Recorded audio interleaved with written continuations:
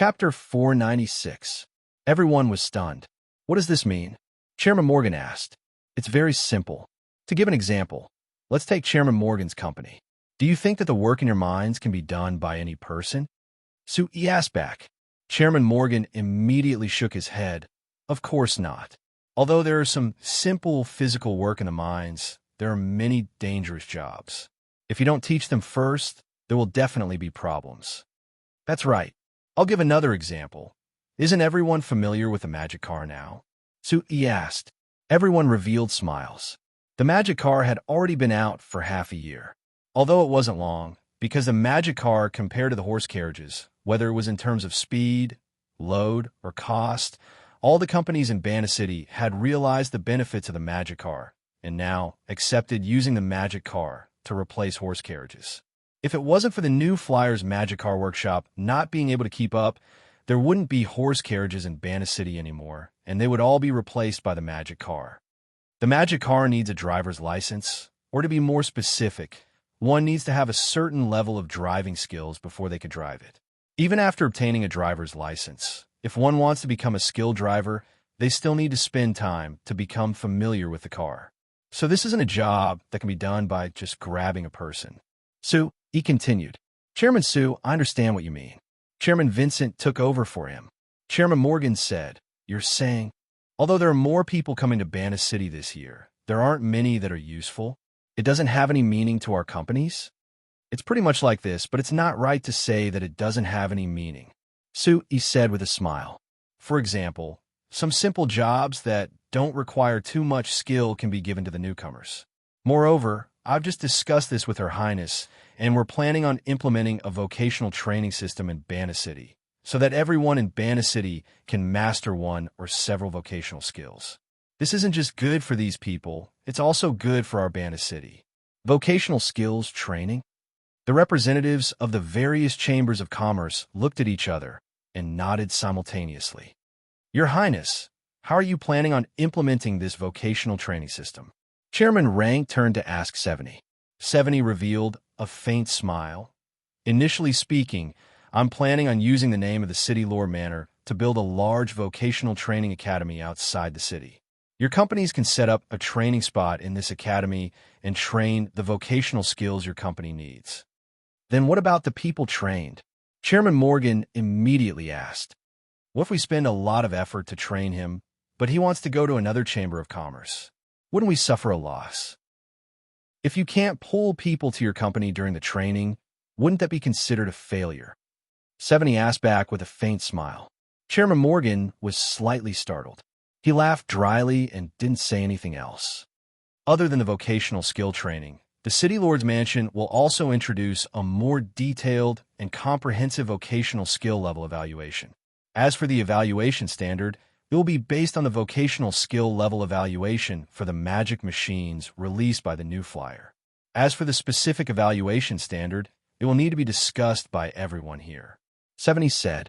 Everyone's eyes fell onto Sue E again. Of course, they knew that this suggestion was definitely made by Sue E. But to everyone, this suggestion was very necessary. With a clear standard, when the large companies recruited workers, they would save a lot of effort.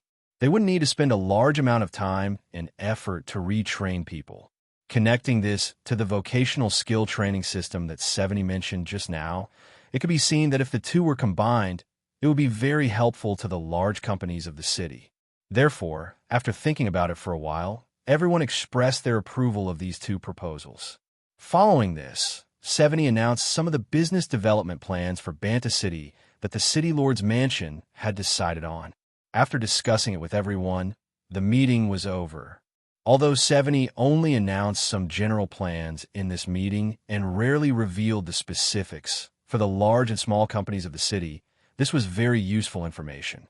It would make it easier for them to adjust and respond to the City Lord's Mansion's plans this year.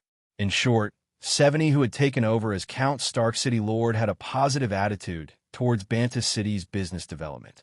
Just based on this, it was enough to make everyone feel assured. So after the meeting was over, when they left the City Lord's Mansion, everyone had sincere smiles on their faces. Everyone, How about we use this chance to find a place to gather so that everyone can continue discussing? What do you all think? When they came out of the city lord's mansion, Chairman Rank suddenly made this suggestion. Everyone stopped and looked at each other before breaking out in laughter, immediately agreeing to Chairman Rank's suggestion. Thus, the group of people rushed to a restaurant under the name of the Serene Chamber of Commerce, which was newly built in the new district outside the city, and booked the entire restaurant. A group of chairman representatives gathered. Of course, the main topic wasn't to eat. After taking their seats, everyone found their targets and began to talk. There were many people who wanted to find Sue-E as soon as possible, but Sue-E found Chairman Rank first. Chairman Rank, as for the channel to sell things to the Sack Kingdom that you mentioned last time, I have a new suggestion. When Sue-E spoke, Chairman Rank was stunned. He had indeed mentioned this matter to Sue-E before, but Sue-E didn't care at all. He thought that Sue-E wasn't interested, so he didn't mention it again. He never thought that not only did Sue-E take the initiative to mention this, he even said that he had a new suggestion. Could it be that he had a new channel to the Sack Kingdom? I do have a new channel. The key is in Soul City, Sue-E said with a nod. Soul City? Chairman Rank was surprised. He suddenly remembered that last year, Sue-E had taken a trip to Soul City. Soul City was one of the cities in the north that was closest to the Sack Kingdom, so it wasn't strange that Sue-E had found a channel to the Sack Kingdom. All right, what new suggestion do you have? Sue-E had a strange smile on his face. Chairman Rank, I want to ask, how many products does your company sell to the Sack Kingdom through this channel each year? Chairman Rank slightly knit his brows. He wanted to say that this was a trade secret of the Serene Chamber of Commerce. How could he easily tell you? But seeing the strange expression on Sue-Yi's face, Chairman Rank thought about it before replying. In a year, it should be around 200 to 300,000 gold coins. It isn't much, it's just another channel. Sue-Yi nodded. He wasn't surprised, but the smile on his face became even wider. In that case, President Rank, have you ever thought of making the scale of this event bigger? For example, 2 to 3 million gold coins a year? Chairman Rank looked at Sue-Yi in surprise. After looking at the strange smile on his face for a while, his heart skipped a beat. What? Chairman Sue, do you have a good suggestion? Sue-Yi gave a laugh before approaching Chairman Rank and talking in a low voice. After a while, Chairman Rank left with a look of disbelief and pleasant surprise. The Ireland Chamber of Commerce's Vice Chairman Kovac, who had been waiting on the side, immediately came over. Chairman Sue, Kovac had an exaggerated, flattering smile on his face. Can I talk to you for a bit? Sue-Yi gave a slight nod and calmly looked at him. Towards this Kovac, Sue-Yi's impression of him was that he was very cunning, so he never liked him. If it wasn't for the fact that he was Freeman's most capable assistant, Sue-Yi didn't want to see him at all. Kovac was clearly clear on Sue-Yi's attitude towards him. Seeing Sue-Yi's cold reaction, he couldn't help feeling a bit awkward. After giving 2 dry laughs, he continued, Chairman Sue, I'm here today to discuss 2 things with you. Speak. Sue-Yi calmly replied. The first thing is, our company has received many orders from other cities. Of course, they are all related to magic machine parts. Kovac said, this is a good thing. Sue-Yi nodded.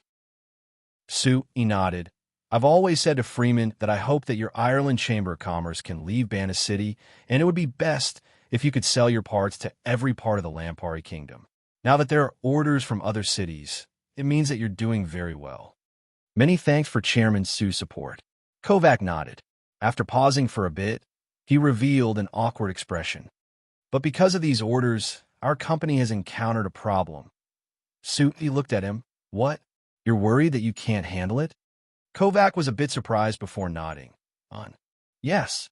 With our company's current production capacity, it's already very hard for us to finish your new flyers orders. We don't have the ability to finish more orders.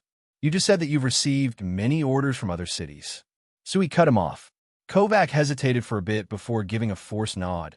Yes. But Chairman Sue, you don't need to worry. We will definitely finish your new flyers orders first. Moreover, we will use the best materials and the best workers. I'm not worried about this. Kovac shook his head. But based on the meaning of your words, after finishing our company's orders, you seem to have some new ideas? Kovac gave a dry laugh and turned his head before looking at Sue E with an awkward look. Chairman Sue, we've received many orders from other cities with great difficulty, so we want to seize this chance to spread our company throughout the Lampari Kingdom. Haven't you always told us that you want the magic machine industry to take root in more places in the kingdom? If we sell our components to other places, I'm sure it'll be very helpful to your idea. And speak directly. Are you planning to stop supplying parts to our company? Sui cut him off again. Chapter 497. Being seen through by Sue E. Kovac was stunned for a while before saying with an awkward look, Chairman Sue, we're not. No, we're just. It's hard to get this chance, so we want to grab it. It's not that we're not willing to supply your new flyer parts. Really. Believe me, we will definitely process the last batch of parts with the best quality. Definitely not. Sue E raised his hand to cut him off again. All right, there's no need to say anything. I understand your meaning. Sue E revealed a smile, not showing any anger like Kovac was worried about. I don't blame you, but Kovac, tell me, is this your idea or Freeman's idea? The awkward look on Kovac's face became even stronger, but he still honestly replied, this is my idea. Freeman doesn't agree to this at all. Sue E nodded. Freeman was an honest person. He had always been grateful to Sue E, so of course he wouldn't give up on the new flyer order because of orders from other places. But it was precisely because of this that a shrewd person like Kovac could easily gain control of the Ireland Chamber of Commerce. On the contrary, Freeman's authority in the Chamber of Commerce wasn't as great as Kovac's, which led to the Ireland Chamber of Commerce's final decision. Sue E thought for a bit before saying, all right, I understand your choice, and I also support this choice. Because from my point of view, I hope that the magic machine industry can spread across the Lampari Kingdom and even the signs. The more companies like you that can leave Bana City, the more it helps me achieve my goal. Kovac kept nodding. Right, Chairman Sue, I also have this idea. Your new flyer has even developed in other countries, so although our Ireland Chamber of Commerce can't compare to the new flyer, we still have this ambition, right? And this idea isn't wrong. Sue nodded in praise before changing the topic. But Kovac, I have to remind you of something. If you look at the long-term development of your company, being in a rush to break away from our new flyer isn't a wise choice. Kovac had a look of disapproval on his face before he revealed an awkward smile. Chairman Sue, you're mistaken. How could we possibly want to break away from your new flyer? There's definitely no such thing. It's just that this is a good chance, and our company's production capacity can't keep up, so we'll stop supplying new flyer first. When our production capacity catches up, I'll definitely want to continue cooperating with your new flyer. Sue revealed a smile and didn't comment.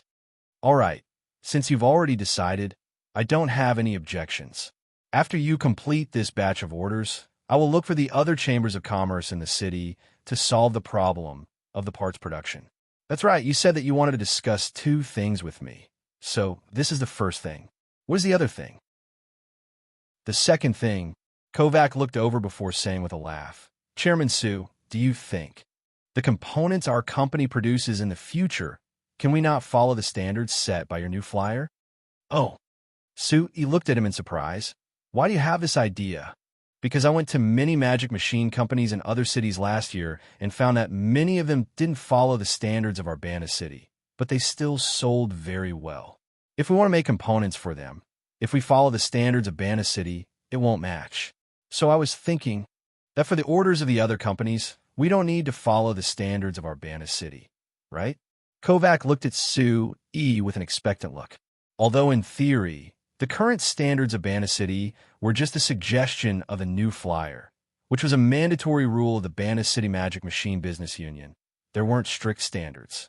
So it wasn't a big deal for the Ireland Chamber of Commerce not to follow this rule. But out of fear of the new flyer, Kovac felt that he should obtain Sue Yi's agreement. Sue Yi looked at Kovac with a ghost of a smile. When you went to those companies, did you really think that their magic machines were good? Of course it can't compare to the Frestek brand magic machines. Kovac firmly replied. Kovac immediately replied, but I felt that they weren't worse than the magic machines of Urbana City, so they sold quite well there. He waved his hand with a smile. All right, since you've already made your decision, I don't have any objections. This standard isn't enforced right now, so if there's no problem with your Ireland Chamber of Commerce not following this standard, it isn't impossible. Kovac looked at the expression on Su Yi's face and carefully asked, Chairman Su, you're really not angry? Su Yi was instantly happy. Why would I be angry? This is the decision of your Ireland Chamber of Commerce. As a peer, I can only give you some suggestions and can't do anything to you. Of course, as a peer, I have to give you some advice. Please speak. To produce any product, especially industrial products, there needs to be a standard. The standard doesn't just bring restrictions, it also brings advantages. Perhaps you can't understand it now, but I believe that you'll understand soon. Su Yi said with a serious look. Kovac still had a look of disapproval, but Su Yi was too lazy to explain to him. It was like he had just said, this was the decision of the Ireland Chamber of Commerce. At least he didn't have a way to punish them right now.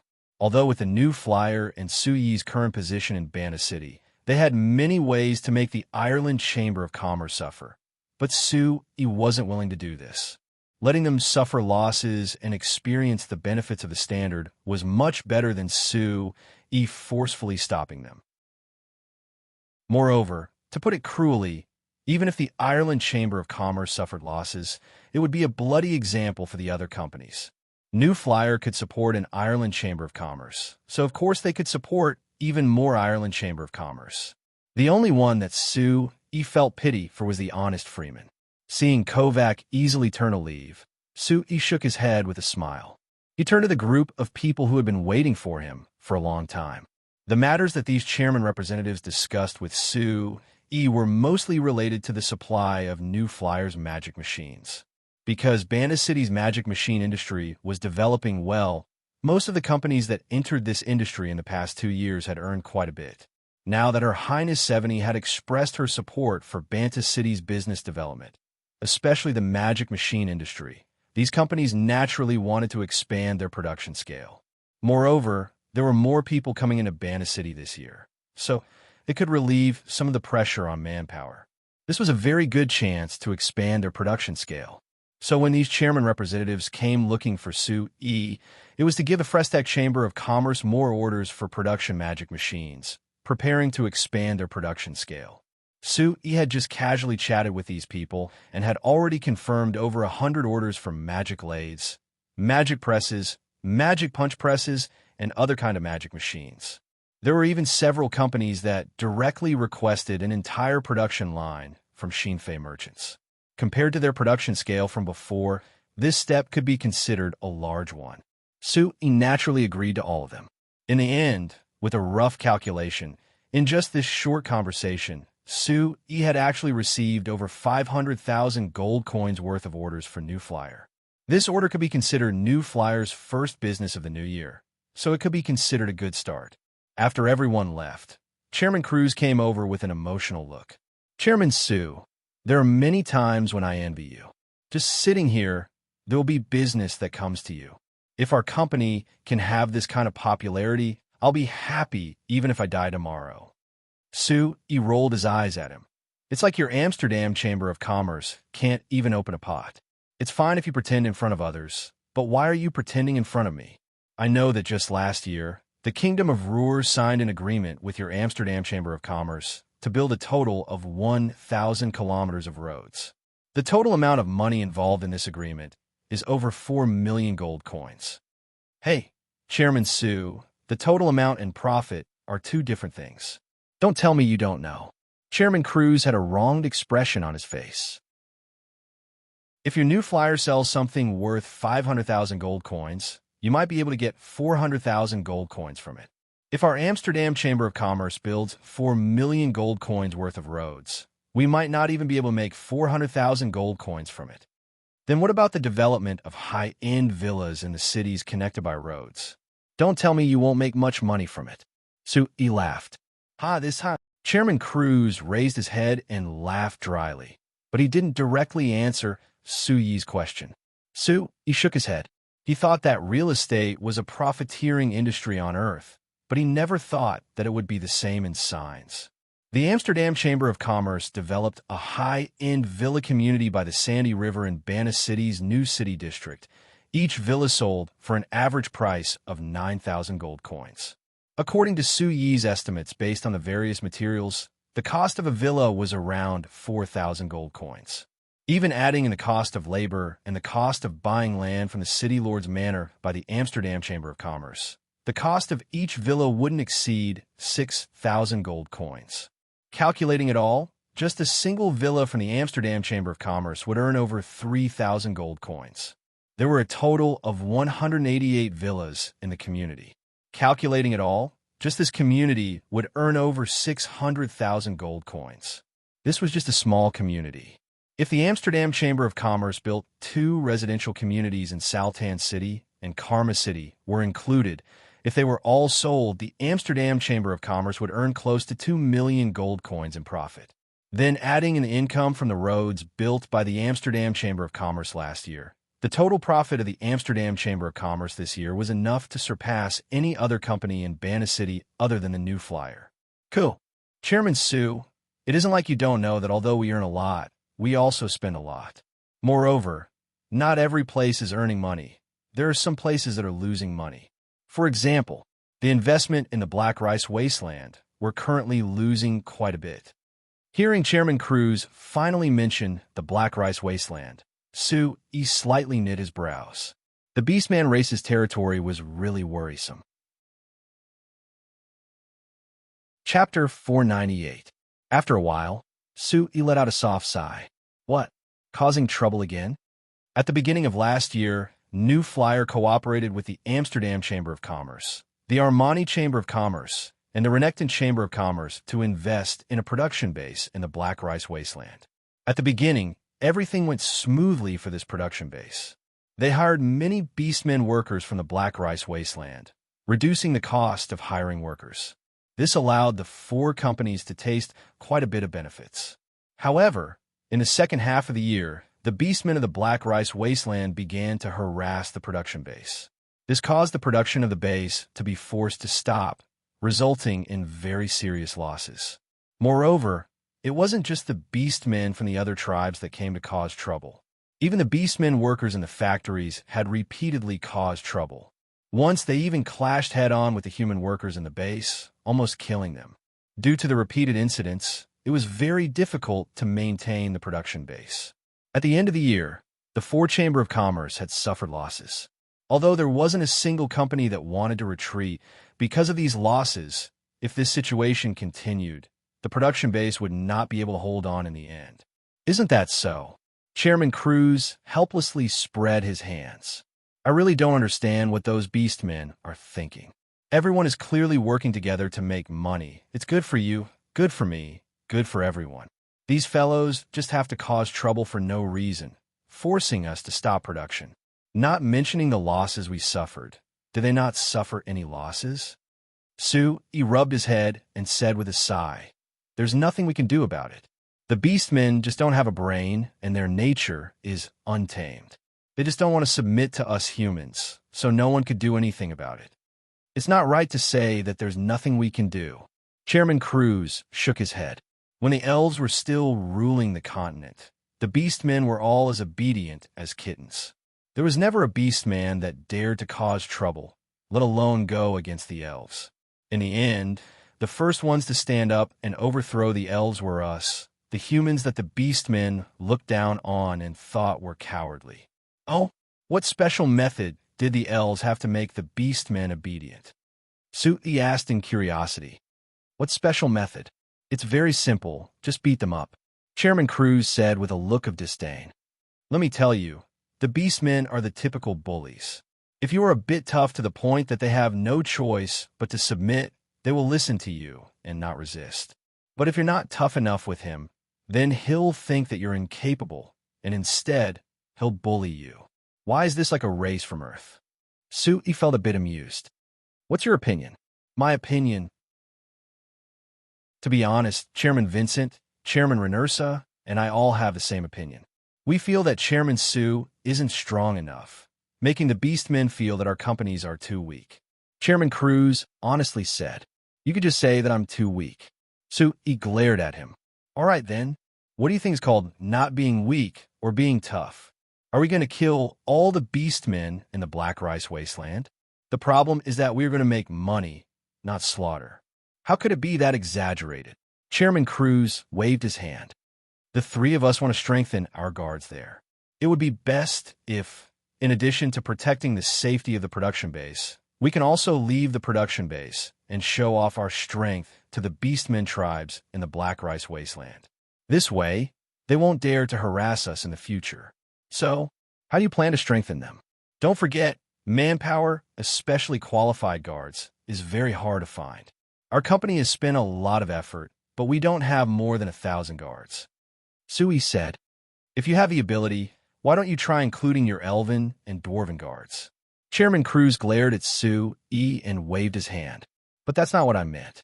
It's not easy to increase the number of qualified guards, but increasing the number of guards isn't the only way to increase the number of guards, right? For example, giving them better weapons and equipment. Seeing Chairman Cruz raise his eyebrows and smile with a deep meaning, Sui couldn't help but laugh. All right, Cruz, you've gone around in a big circle. In the end, you just want to buy some military magic machines from me for your company's guards. That's right. Since Sui had exposed him, Chairman Cruz no longer hid it. That's what I was thinking. Since your new flyer has such good military magic machines and powerful weapons and equipment, if you give them to our company's guards, we can guarantee that our battle strength will greatly increase. We won't have to worry about the beastmen's harassment. The idea is good, but there is a problem. Sui sighed. Ordinary weapons and armor are fine, but all kinds of military magic machines are controlled by the kingdom's military. Ordinary company's guards aren't allowed to be equipped with them. Chairman Cruz stared. Then why are your new flyers' guards equipped with them? Because not only are they our company's guards, they're also nominally the personal guards of Viscount. What? Are any of the chairmen of your three companies nobles? Chairman Cruz rolled his eyes. In the entire Lampari kingdom, you're the only one who is both a noble and a merchant. Why are you still asking when you already know the answer? So even if I want to do this, I can't do anything about it, right? Sui spread his hands. No, of course there is a way. Chairman Cruz suddenly showed a sly smile. He took out a document from his chest and handed it to Sui. Sui took it to take a look and found that this was a standard business order for nobles. The one who sent this order was a small noble of Banta City, Baron Ketsi. The contents of the order were that Baron Ketsi wanted to go on a trip to the Black Rice Wasteland, but because he was worried that the beastmen of the Black Rice Wasteland would harm him, he decided to provide himself with no more than 300 personal guards set by the royal parliament. In order for these 300 personal guards to protect his life, he wanted to increase their battle strength. So he sent an order to New Flyer, ordering 300 magic repeating crossbows and 3 portable magic trebuchets.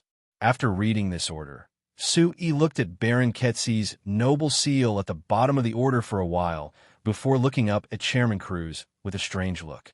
It's good that you've thought of this method, but are you certain that this won't attract the attention of the royal parliament, restricting or even punishing you? Chairman Cruz revealed a faint smile. What is there to worry about? It's not like we're the only company doing this. Where do you think the Fulcao Chamber of Commerce has over 2,000 guards? Sui thought about it before nodding. His eyes fell back onto the order, and it was like a large door was slowly opening for him. Hashtag after the New Year's. Winter passed day by day, as if it had passed in the blink of an eye. With the flowers blooming in spring, Banta City became more and more lively with each passing day because of the influx of people. The renovation of Banta City began on the day the spring breeze blew and didn't stop for a single day. The entire Banta City seemed to have become a giant construction site, with all kinds of buildings being built in every place. Almost every day, there were changes happening in Banta City. In a new district outside the city, the roads were extending bit by bit. Now, not only were they connected to every village outside the city, they were connected in all directions. It allowed people to take public transport magic cars that were gradually being developed to easily go anywhere in the city. And in the new district, not only were there all kinds of factories, there were also many buildings that the people of Banna City had never seen or even heard of before. For example, there was a nursing home beside the hospital. It was said that the Armani Chamber of Commerce had donated money to build it. In this nursing home, as long as one was an old person over 60, they could receive a set of clothes that matched the season, as well as bedding and other daily necessities. If there was no one to support them and they lost the ability to live, they could directly move to this nursing home. Naturally, there would be people who would take care of their lives and let them live without worrying about food or clothing. Other than the nursing home, there was an aid station not far away that was said to be built by the Fulcao Chamber of Commerce. The use of this aid station was to help people who were in trouble. As long as they were in trouble, they could ask for help from this place. Not only could the aid station provide basic food and lodging, it could also give people a chance to find jobs based on their own choices or send them to their friends and family. Moreover, not far from the aid station, there was a large vocational training school that the city Lord Manor had built with the support of the large companies of the city. There was no need to pay tuition, and anyone could choose a vocational training course. The price they had to pay was that after the training, if they finished, they had to work for a Banna City company that needed this job for at least 3 years. Once they violated this, they would be blacklisted by all the companies in Banna City, and they would never be able to find a job in Banna City. In these new buildings, people found that the various companies of Banna City were participating, but they didn't see the new flyer's name. So everyone was very curious. Wasn't the new flyer always interested in these public welfare matters that Chairman Su mentioned? Why was it that for these public welfare matters, there wasn't a trace of the new flyer? Perhaps in response to everyone's questions, in the spring Sheenfei bicycle race that was added this year, the new flyer also announced something. In a week, the new flyer would be holding a product announcement that hadn't been held in a long time.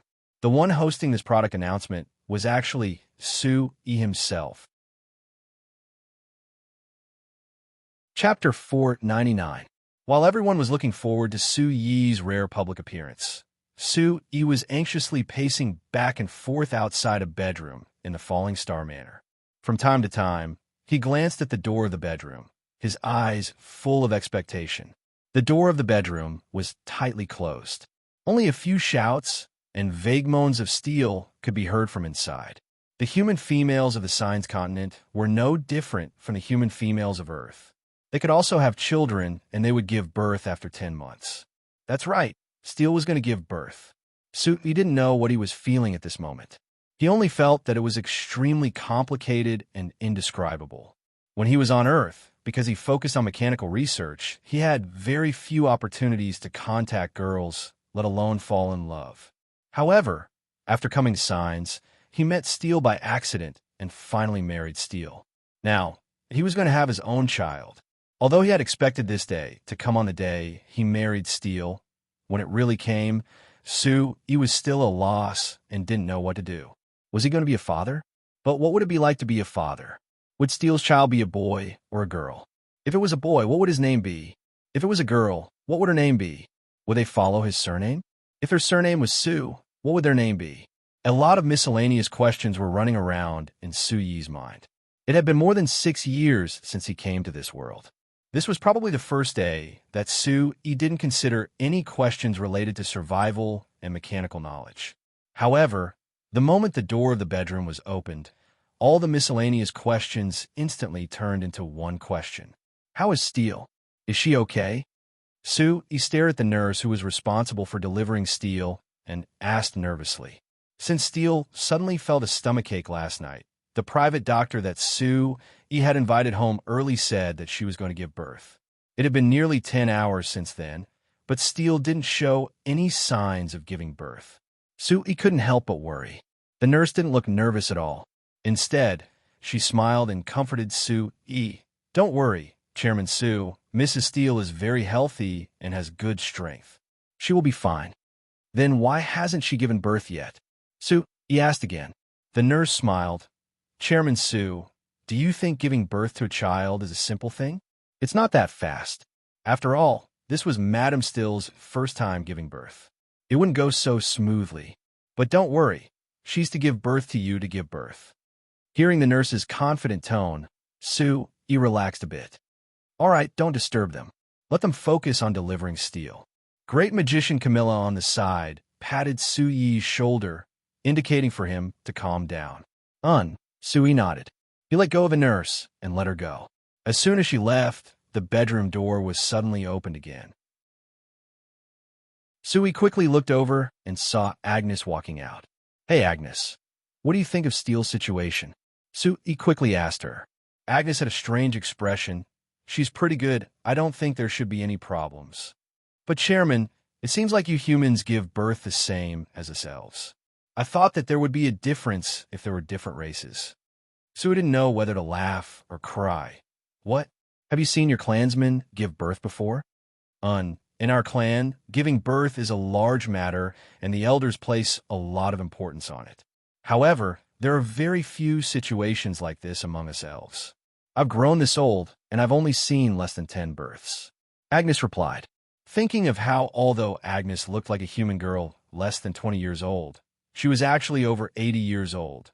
Suyi couldn't help deeply understanding the problem that Elder Alicia had mentioned to him many times before. The elves' fertility rate was just too low.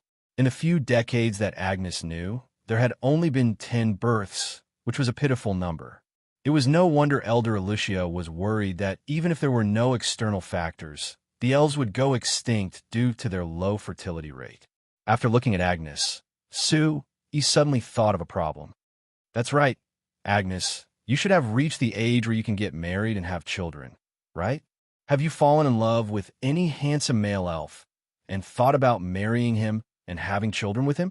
If you've fallen in love with any male elf in your clan, I can introduce you to him. Agnes was not shy like a human girl when it came to this problem. Rather, she seriously thought about it before shaking her head. No, I don't have any thoughts of marrying any clansman. To be honest, Chairman, I actually like you more. Suyi was stunned before quickly waving his hand. No, I'm a human and you're an elf. How could you marry me? This is clearly impossible. Is that so? Agnes had a confused look. So humans and elves can't marry? Suyi couldn't help rolling his eyes. This is common sense, all right? Could it be that Elder Alicia didn't teach you this? No. Agnes shook her head with a depressed look on her face. So elves and humans can't marry. That really is a pity. I thought that I liked being with Chairman very much and would try to get you to agree to become my companion. Suyi had an expression of being defeated by Agnes. After thinking about it, he patted Agnes' shoulder and said, Don't be too disappointed. Actually, you're this beautiful and I like your personality, so you must be very popular among the elves. All right, let's not think about these impossible things right now. I'll give you a task. Go in and accompany Steele for me, and if anything is wrong, immediately come out and report it. All right. Agnes gave a strong nod before turning to enter the room. When the door to the room closed, Suyi knit his brows and turned to complain to Great Magician Camilla. I say, what kind of damn rule is this? Why can't I, as Steele's husband, go in and accompany her at such a crucial time? I can only wait outside? This is simply inhumane. Great Magician Camilla patted Suyi's shoulder and comforted him in a soft voice. Giving birth is the most important and secret thing in a woman's life. Of course, she isn't willing to let a man see it. Moreover, it's said that when giving birth, a woman will become very ugly. Of course, Steele isn't willing to let you see her ugly appearance, so just treat it as thinking for Steele. Suyi was still a bit indignant. He cursed a few times in a low voice, but there was nothing he could do. He continued to pace back and forth outside the room, anxiously waiting. But it was a good thing that after around half an hour, good news kept coming. Chairman, the child's head is already out. The first one to report was Agnes, who Suyi had just sent in. Master, the child's arm is also out. This was Vivian. Master, half of the child is out. Master, the child is about to come out. Master, the child's foot is also out. Hearing this news, Suyi's expression became more and more excited. After waiting for a while, the door to the room was suddenly opened again. The nurse who came out to report had a wide smile as she loudly said to Suyi, Chairman Suyi, congratulations, the child is already out. Suyi was instantly filled with joy as he charged over with a wide smile. How is Steele right now? Where's the child? Kai going now? Is it a boy or a girl? How does it look? The nurse opened the door a bit and made a small gap, indicating for Sue E to follow her in. He never thought that the nurse would keep him in suspense, so Sue E immediately opened the door and walked in. The large room was currently filled with people. Agnes, Vivian, Liz, and Linda were all around the large bed in the center, surrounding Steele, who was lying on the bed. Sue E walked over to the bed, and seeing Steele's pale face, his heart tightened. He quickly grabbed her hand and asked in a soft voice, "How is it, Steele? How do you feel?" Steele was a bit weak as she slowly opened her eyes. Seeing that it was Sue E, she squeezed out a faint smile. "I'm very good. But, Sue E, I'm sorry." Sue E was stunned. "Sorry? Why are you sorry?" A complicated expression appeared on Steele's face. "Because I gave birth to a girl." Sue E was even more confused. "What's wrong with the girl? Why are you sorry?" Steele slightly shook her head and closed her eyes, as if she didn't have the strength to speak. Sue E looked at the people around the bed in surprise and found that only Agnes had a normal expression. The others, including Vivian, had a strained expression. Sue E knit his brows. His heart skipped a beat as he suddenly understood. After thinking about it, Sue E leaned over and kissed Steele's cheek. Seeing Steele open her eyes again, his eyes were firm as he said in a soft voice, "Steele, I told you a long time ago that you don't need to worry about these meaningless things. I will make you feel at ease." After saying this, Sue E stood up and opened his hands to the nurse on the side. "Where's my daughter? Give her to me. As her father, I still haven't seen what she looks like." The nurse seemed to feel that the atmosphere in the room was a bit strange. She looked at Sue E and hesitated a bit before giving the baby in a cradle to Sue E. Sue E took the tightly wrapped baby and opened the cloth over her head. Seeing that her face was wrinkled because she had just been born and her facial features hadn't even developed yet, she definitely couldn't be considered beautiful. There was a very complicated feeling that filled his heart. This was his child. After staring at his daughter's face for a while, Sue E finally took a deep breath. He looked up at Steele on the bed and nodded to her. Then he looked at great magician Camilla, who had come in and was standing by the bed. Finally, he looked over everyone in the room and raised his daughter high up in his hands. "Now, I announce Chapter 500. Because it was in the south of the Lampari Kingdom, it could be considered south of the signs. In March, winter was already far away from Banda City. When the sun came out in the morning, the entire city was filled with a warm aura. Under the sunlight, it made people feel very comfortable. Perhaps it was to enjoy the sunlight that New Flyer didn't hold their product announcement in the various halls of the city. Rather, they held it in the square by the sandy river outside the city. Of course, this was also because New Flyer was releasing too many products at this product announcement, so it took up too much space. The normal halls of Banda City couldn't fit it all. After taking the public transport magic car from Banda City and getting out of the public square, the first thing they saw was a passenger magic car. However, compared to the public transport magic car, this passenger magic car was a full circle bigger. The medium transport magic cars used for public transport were around 5 meters long and less than 2 meters wide, but this passenger magic car was 10 meters long. It was twice as wide as the medium transport magic car, being close to 4 meters. As for its height, it was also very exaggerated.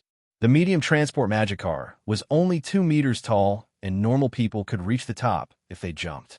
This passenger magic car that was twice as big was over 3 meters tall, so normal people couldn't reach the top no matter how they jumped. Everyone, please take a look. This is our New Flyer's newly developed large passenger magic car. There are 37 standard seats, so it can fit 37 adults. Other than that, if there's a special situation, it can fit up to 50 people at the same time. Moreover, this car has the newest suspension system, so it is much more comfortable to sit in compared to the heavy transport magic cars. Hearing the introduction of the beautiful receptionist, everyone's eyes lit up. This car looks even better than the medium transport magic cars, and it's much bigger. It can fit all these people at once. How convenient is that? That's right, it's quite comfortable to sit in. If the First and Carriage Company changes their long-distance cars to this kind of large passenger magic car That would be great. I definitely have to recommend to the chairman to buy one. That way it'll be much more convenient for our company when we go out. When these people were focused on the large passenger magic car, there was another group of people who were surrounding a large magic car not far away. This magic car was clearly a transport magic car, but it was different from the medium transport magic car that New Flyer released before. This transport magic car was clearly bigger. "Hey, miss, how much can this car hold?" A person with normal clothes who looked like a normal farmer, but his eyes had the eyes of a merchant as he asked the receptionist beside the magic car. The reception miss revealed a dazzling smile. "This, sir, this large transport magic car has a standard carrying capacity of 10 tons. 10 tons? Hearing this answer, the surrounding people all gasped in shock. "Oh my God, this car can carry 10 tons of goods? Doesn't that mean that what used to take several trips can be done in one trip now?" Everyone couldn't help but exclaim, "This is too exaggerated. Just one car can carry 10 tons of stuff? Can it really be pulled?" But there were people who were doubtful. Not only can it be pulled, when it doesn't exceed the standard carrying capacity, this large transport magic car can maintain a speed of over 40 kilometers per hour. The reception miss kept replying with a faint smile. "It can go 40 kilometers with this much cargo? Isn't this too exaggerated?" This time, everyone was shocked and even found it a bit hard to believe. "Hey, miss, you wouldn't be bragging, right? How much stuff is 10 tons? This thing can go 40 kilometers per hour? That's impossible, right?" The reception miss was very professional. Her expression didn't change at all as she maintained a kind smile.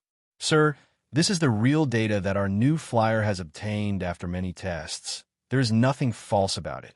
I ask you to believe in the reputation of our company. We wouldn't lie about this matter." Before the person who raised this question could speak, the others all began criticizing him. "That's right. New Flyer always does what they say. How could they brag?" "That's right. What's the benefit of bragging about this? It'll be exposed immediately. New Flyer's reputation is that good. I believe in them. Forget about the other companies, but what's there to say about the Frestech Chamber of Commerce's magic machines? They're definitely the best." Everyone kept talking, and the person who raised this question didn't have any more objections. He began asking questions about the various details of this large transport magic car with everyone else. Passing by the entrance of the press conference, there were two large magic cars that were like two giant door gods that entered the center of the conference hall. Looking at it, the first thing that attracted people's eyes was definitely the strange-looking magic car in the center of the conference hall. But looking closely, one would find that it was very beautiful. This magic car was like a miniature passenger magic car.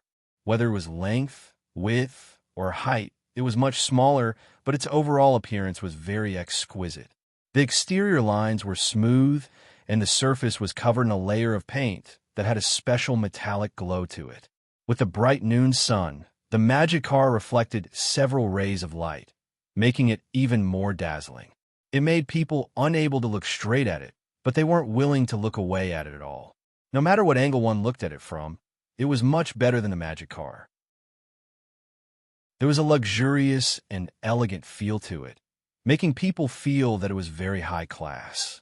So, of course, there were many people around this magic car, most of them being famous nobles and large merchants of the city. As for the normal citizens, just based on the appearance of this car, they knew that this wasn't a high-class luxury that they could afford. So they could only look at it from afar and didn't dare ask about it. 9,999 gold coins for one. Hearing the response of the young miss, Baron Belil was a bit surprised. "It's this expensive?" But turning to look at the beautiful magic sedan in front of him, Baron Belil felt that this price was very reasonable. This kind of noble-looking magic sedan, if it wasn't a bit more expensive, how could it be special?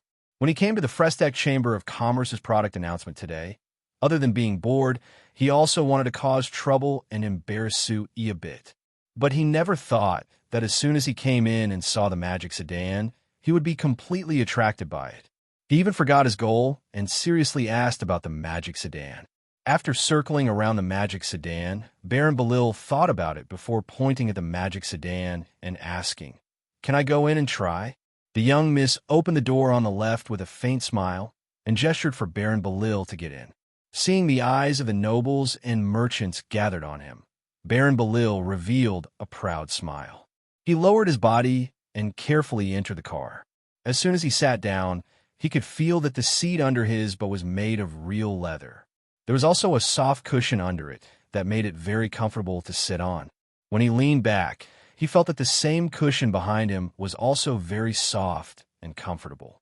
Moreover, the special design of the backrest perfectly supported his waist and back, so that he didn't need to use any strength at all to sit up straight. His overall posture was very comfortable. Baron Belil even felt that even if he sat like this for an entire day, he wouldn't feel uncomfortable at all. Great, just based on this seat, it's worth this price. Baron Belil couldn't help praising. Then he raised his hands and found that he could barely reach the steering wheel in front of him, so he couldn't help knitting his brows. The young miss on the side bent over and said with a faint smile, "Mister, if you feel that the seat isn't comfortable, you can adjust it according to your needs." "It can be adjusted?" Baron Belil was surprised.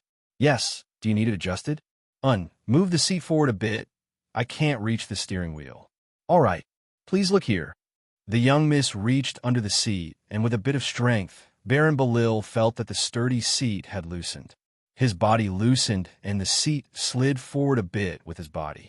Baron Belil was surprised. He reached under the seat and found a bar.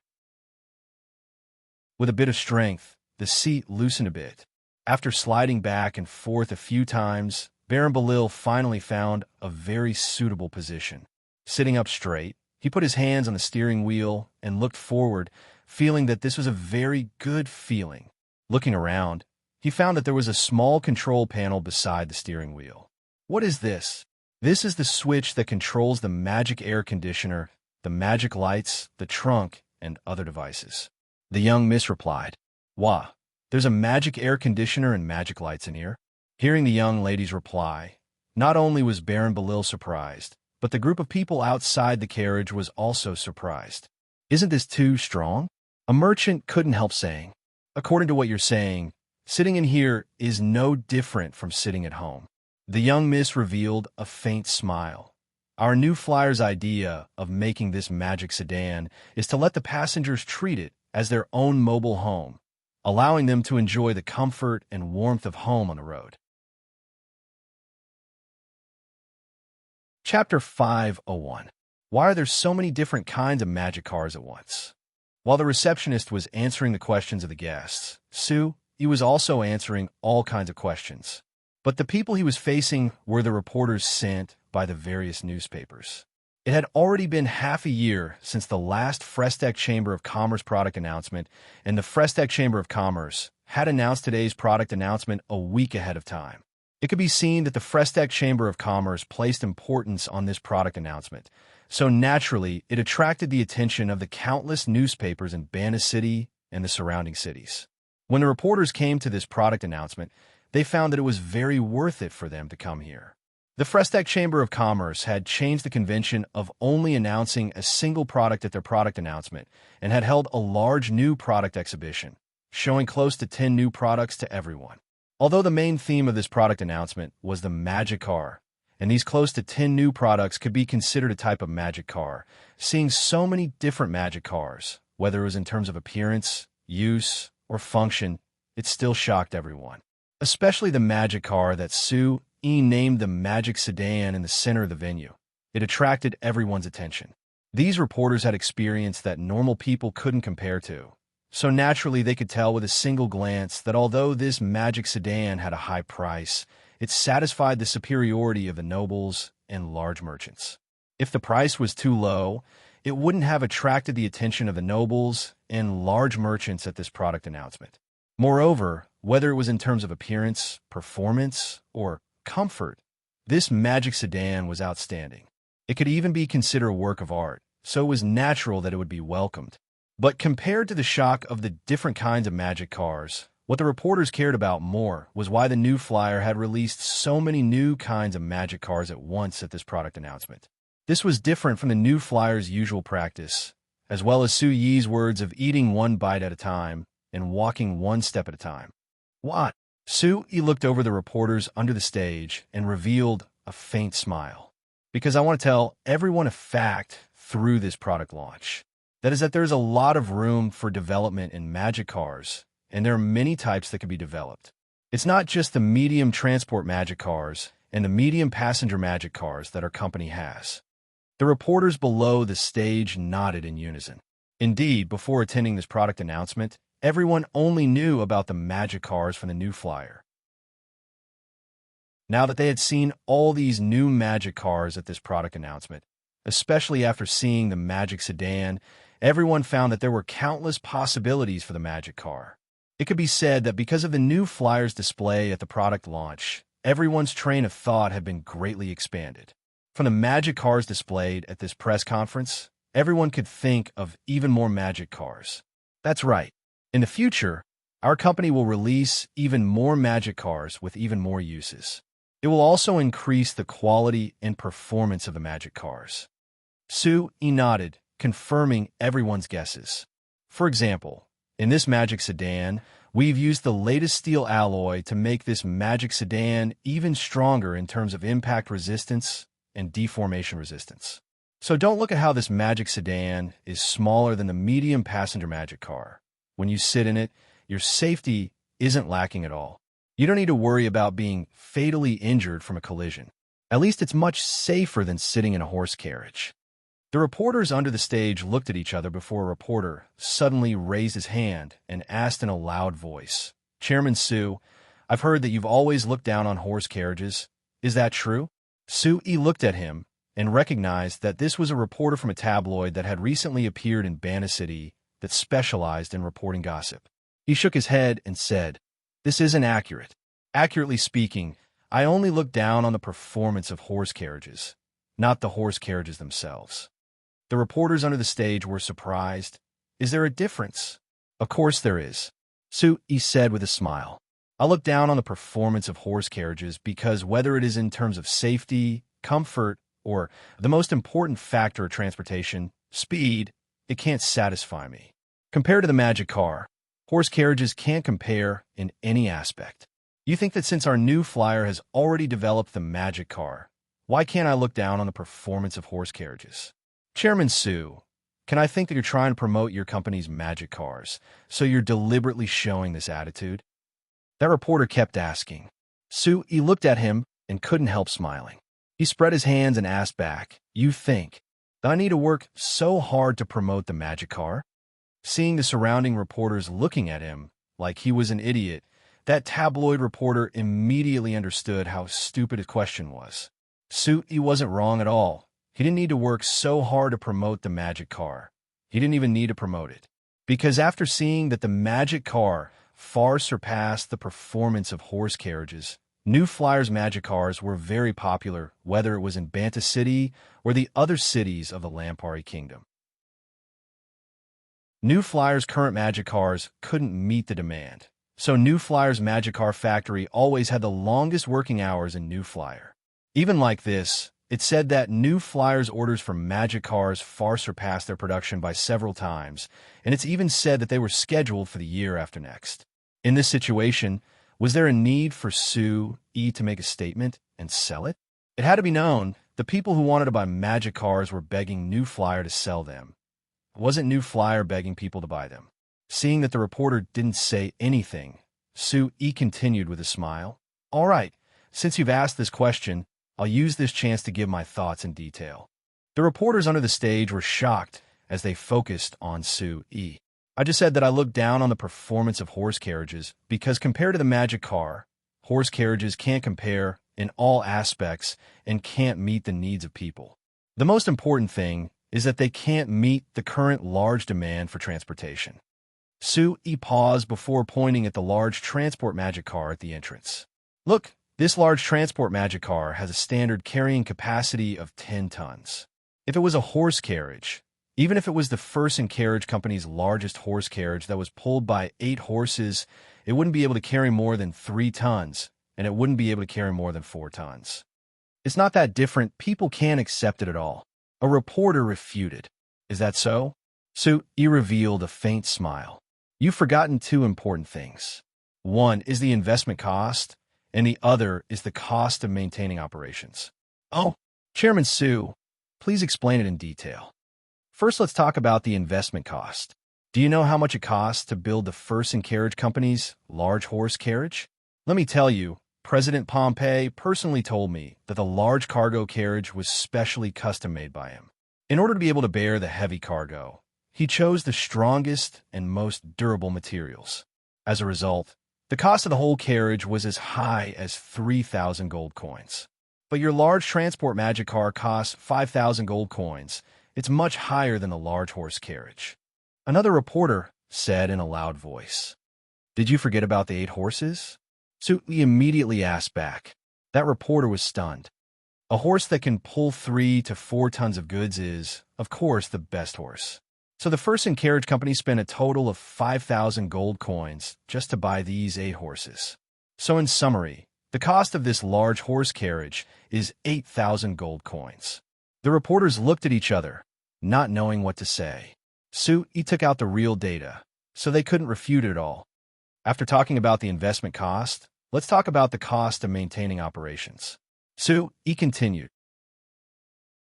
According to the data I obtained from President Pompey, if you want to use that large carriage, you'll need to spend at least 20 gold coins to feed the 8 horses every day. As for the maintenance of the large horse carriage, it costs 2,000 gold coins a year. On average, it costs over 50 gold coins a day.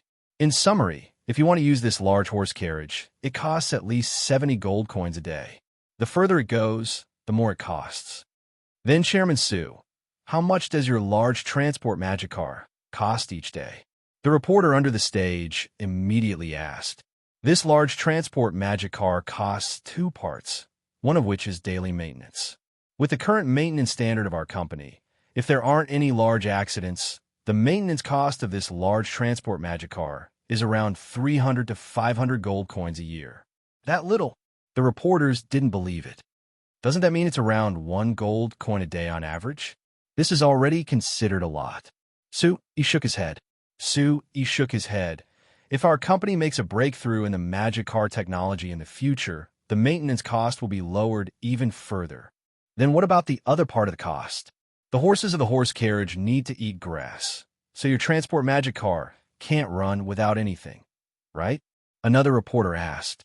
Of course, if you want the horses to run, you have to make the horses eat grass. I think that you should all know that the magic car consumes magic crystals to run. Then for this large transport magic car, naturally, it doesn't have anything else to do. It also consumes magic crystals. According to our company's internal testing standards, this large transport magic car consumes 13 exascals of magic per 100 kilometers at normal speeds. If we use the number 1 standard magic crystal that our company has recently refined, the total cost is 13 gold coins. This means that to pull 10 tons of cargo and run 100 kilometers, it only costs 13 gold coins. The reporters under the stage had looks of disbelief. He revealed a faint smile. There is another important factor, which is speed. If it's carrying 10 tons of cargo, this large transport magic car can maintain a speed of 40 kilometers per hour on normal roads. What about the horse carriage? The reporters looked at each other before revealing knowing smiles. Horse carriage? Not to mention carrying 10 tons of cargo. Even if it was empty, it could only go 30 kilometers in an hour. Seeing the reactions of the reporters under the stage, he spread his hands. Now, tell me, why can't I look down on horse carriages? The reporters laughed in unison. After a while, that tabloid reporter suddenly raised his hand again. Chairman Su, I've asked you several questions about the magic car. Now I have a personal question about you that I want to ask you. It's related to your daughter that has just been born. Are you willing to answer? The other reporters looked at him with knitted brows, as their eyes couldn't help revealing a trace of disdain. This was the new Flyers product announcement. What personal question did he come here to ask? However, hearing that it was related to Su Yi's new daughter, all the reporters' expressions froze. They all turned to Su Yi with eyes filled with expectation. It really came. Su Yi revealed an understanding smile as he gave a slight nod. My mood today is good, so I can. Please ask. All right. Chairman Su, I heard that you made your daughter your sole successor the day she was born. Is this true? Chapter 502. Sue, you didn't hesitate at all. He smiled and nodded. Yes. Hearing Su Yi's affirmative answer, the reporters below the stage suddenly went into an uproar. A moment later, a bunch of hands were raised in the air. Chairman Su, are you sure you want your daughter to be your sole heir? Chairman Su, when you say sole heir, do you mean that other than your daughter, your other descendants won't inherit any of your assets? Chairman Su, if you have another son in the future, won't you consider letting him inherit your assets? Chairman Su, when the excitement of the reporters under the stage subsided and they calmed down, they all focused on him. Su, you revealed a smile and asked back, why are you all reacting like this? She's my daughter. What's wrong with her being my heir? The main point is soul. A reporter below the stage shouted.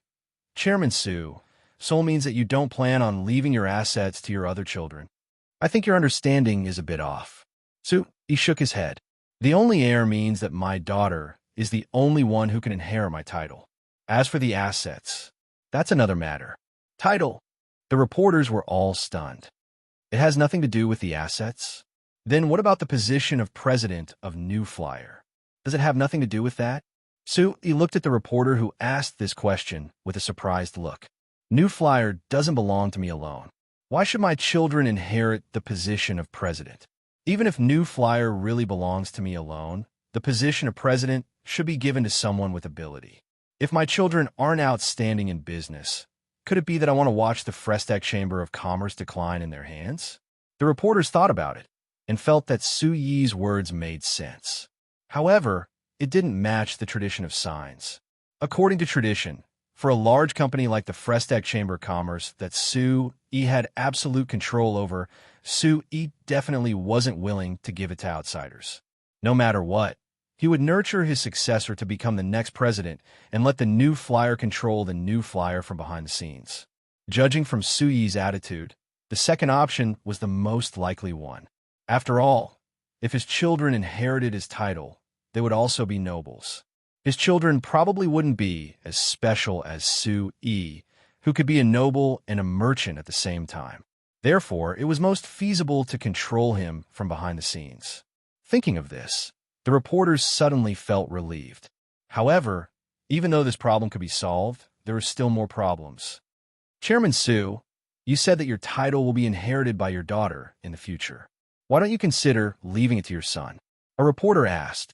Many people say that you're doing this to show your support for Her Highness 70. Is that true? This question was what the reporters really cared about. If Su Yi's answer was yes, it meant that he was officially showing everyone his support for Her Highness 70. It also meant that the New Flyer would be included in Her Highness 70's camp. Although Su Yi didn't do this, and everyone thought the same, before Su Yi made his position clear, the New Flyer could change their position at any time and they could have a buffer on many things. After Su Yi made his position clear, it would be hard for the New Flyer to change. Su Yi doing this was equal to placing all his bets on Her Highness 70. Once Her Highness 70 didn't take the throne and His Highness Eric became the next king, it could be imagined what would happen to Su Yi and the New Flyer. So although Su Yi had only confirmed his daughter as his only successor, and it seemed like a private matter, because of Su Yi's sensitive identity and the importance of the New Flyer, this matter wasn't just a family matter. There were too many factors involved. How could Su Yi not know what the reporters were thinking, and he understood the meaning of their questions? But he had thought it through before making this choice, so naturally he wouldn't panic when facing this question. First, I don't have a son right now, Su Yi said with a faint smile. Second, even if I have a new love crystal with steel in the future, and it's a son, since I've already decided on my successor, there won't be any changes. This is because the more important an issue is, the more it can't be changed or it won't be good for anyone. I hope that my children can live in harmony, and I'm not willing to see them be dissatisfied with each other or even fight each other because of the unclear inheritance. The reporters under the stage opened their eyes wide, and their eyes were filled with shock. Chairman Su, can I take your words as an accusation against His Majesty? A reporter couldn't help asking in a loud voice.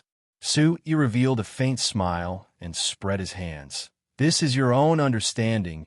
It isn't related to me. The reporters didn't care about Su Yi's vague words. They all wrote down Su Yi's answer word for word in their notebooks. After a while, another reporter asked, "Chairman Su, you still haven't answered the last question. You deliberately chose your daughter as the only successor to show your support for Her Highness 70, right? You can think of it like this because this does include a part of my thoughts." Su Yi nodded. "But for me, this is my first child with steel, so it is very important to my heart.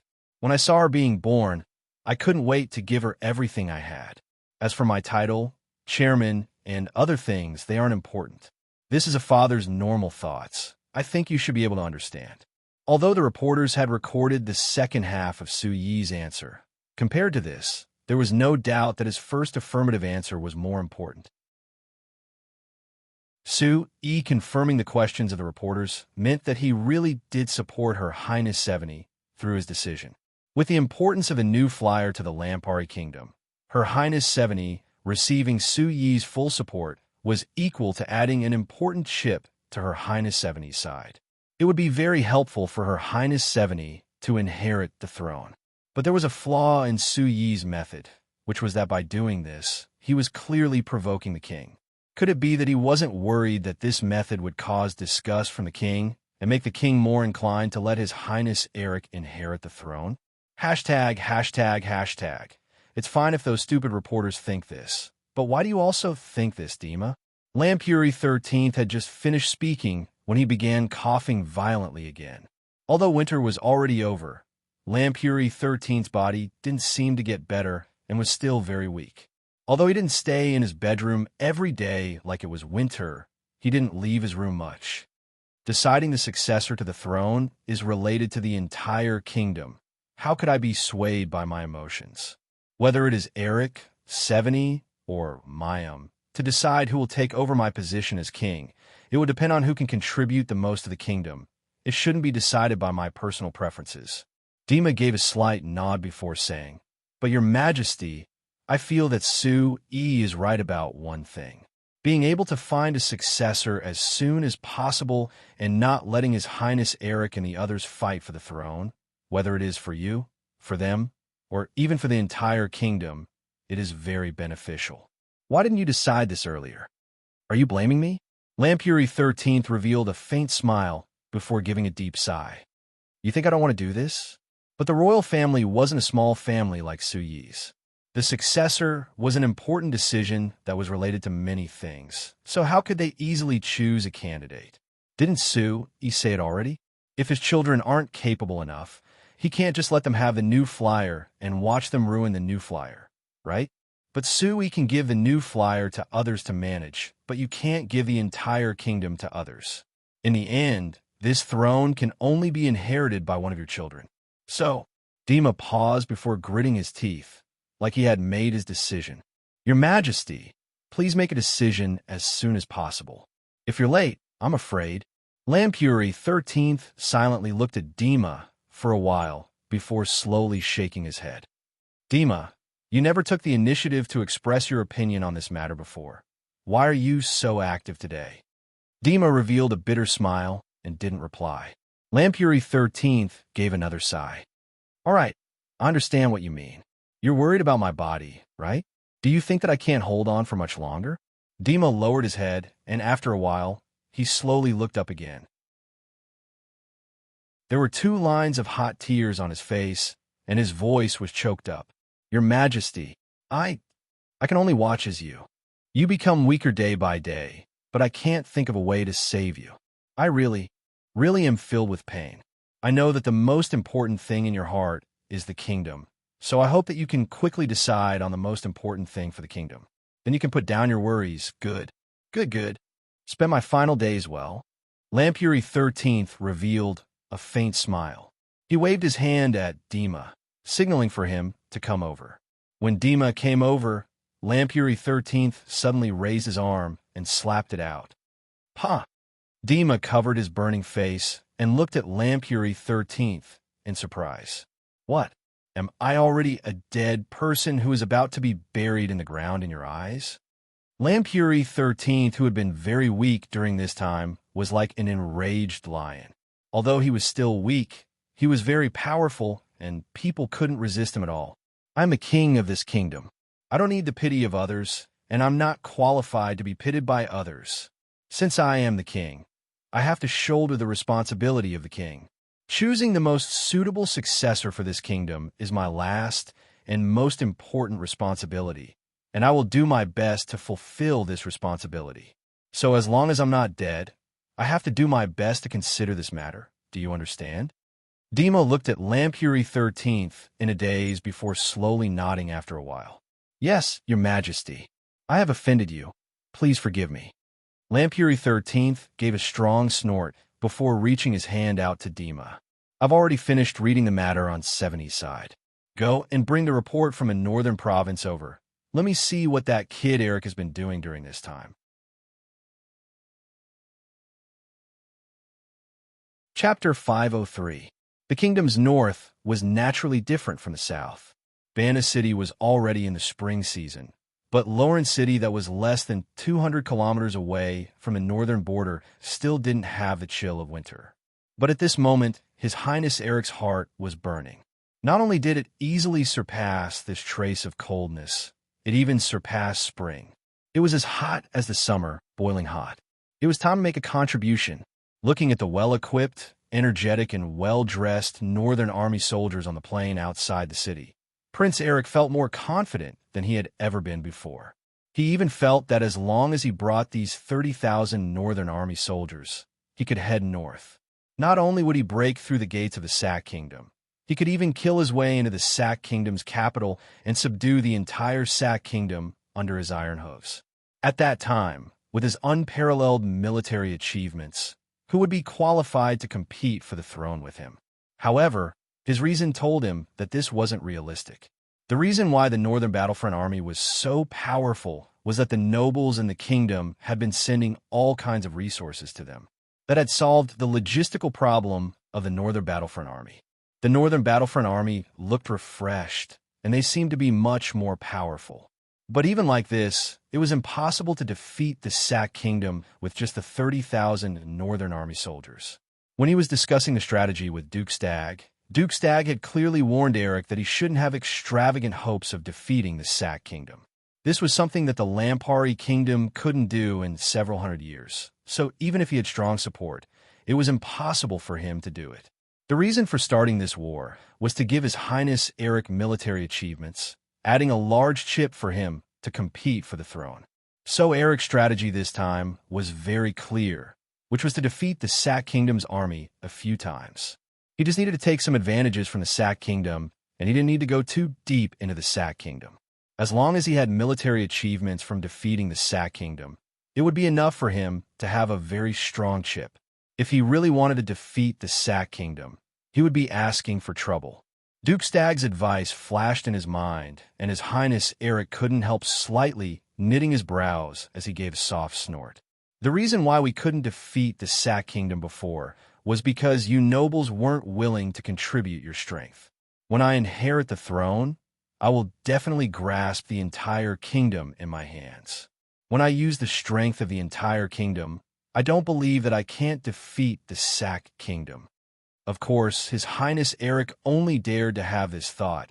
He never revealed it at all. He was relying on the support of the large nobles led by Duke Stagg to have the advantage in inheriting the throne. Otherwise, with his current power, not to mention trying to obtain military achievements from the Sac Kingdom to compete for the throne, it would be hard for him to maintain his 5,000 private guards. Thinking of the 5,000 private guards, Prince Eric glanced over the Northern Army and saw a square formation on the other side. His frown deepened. The square formation was crooked.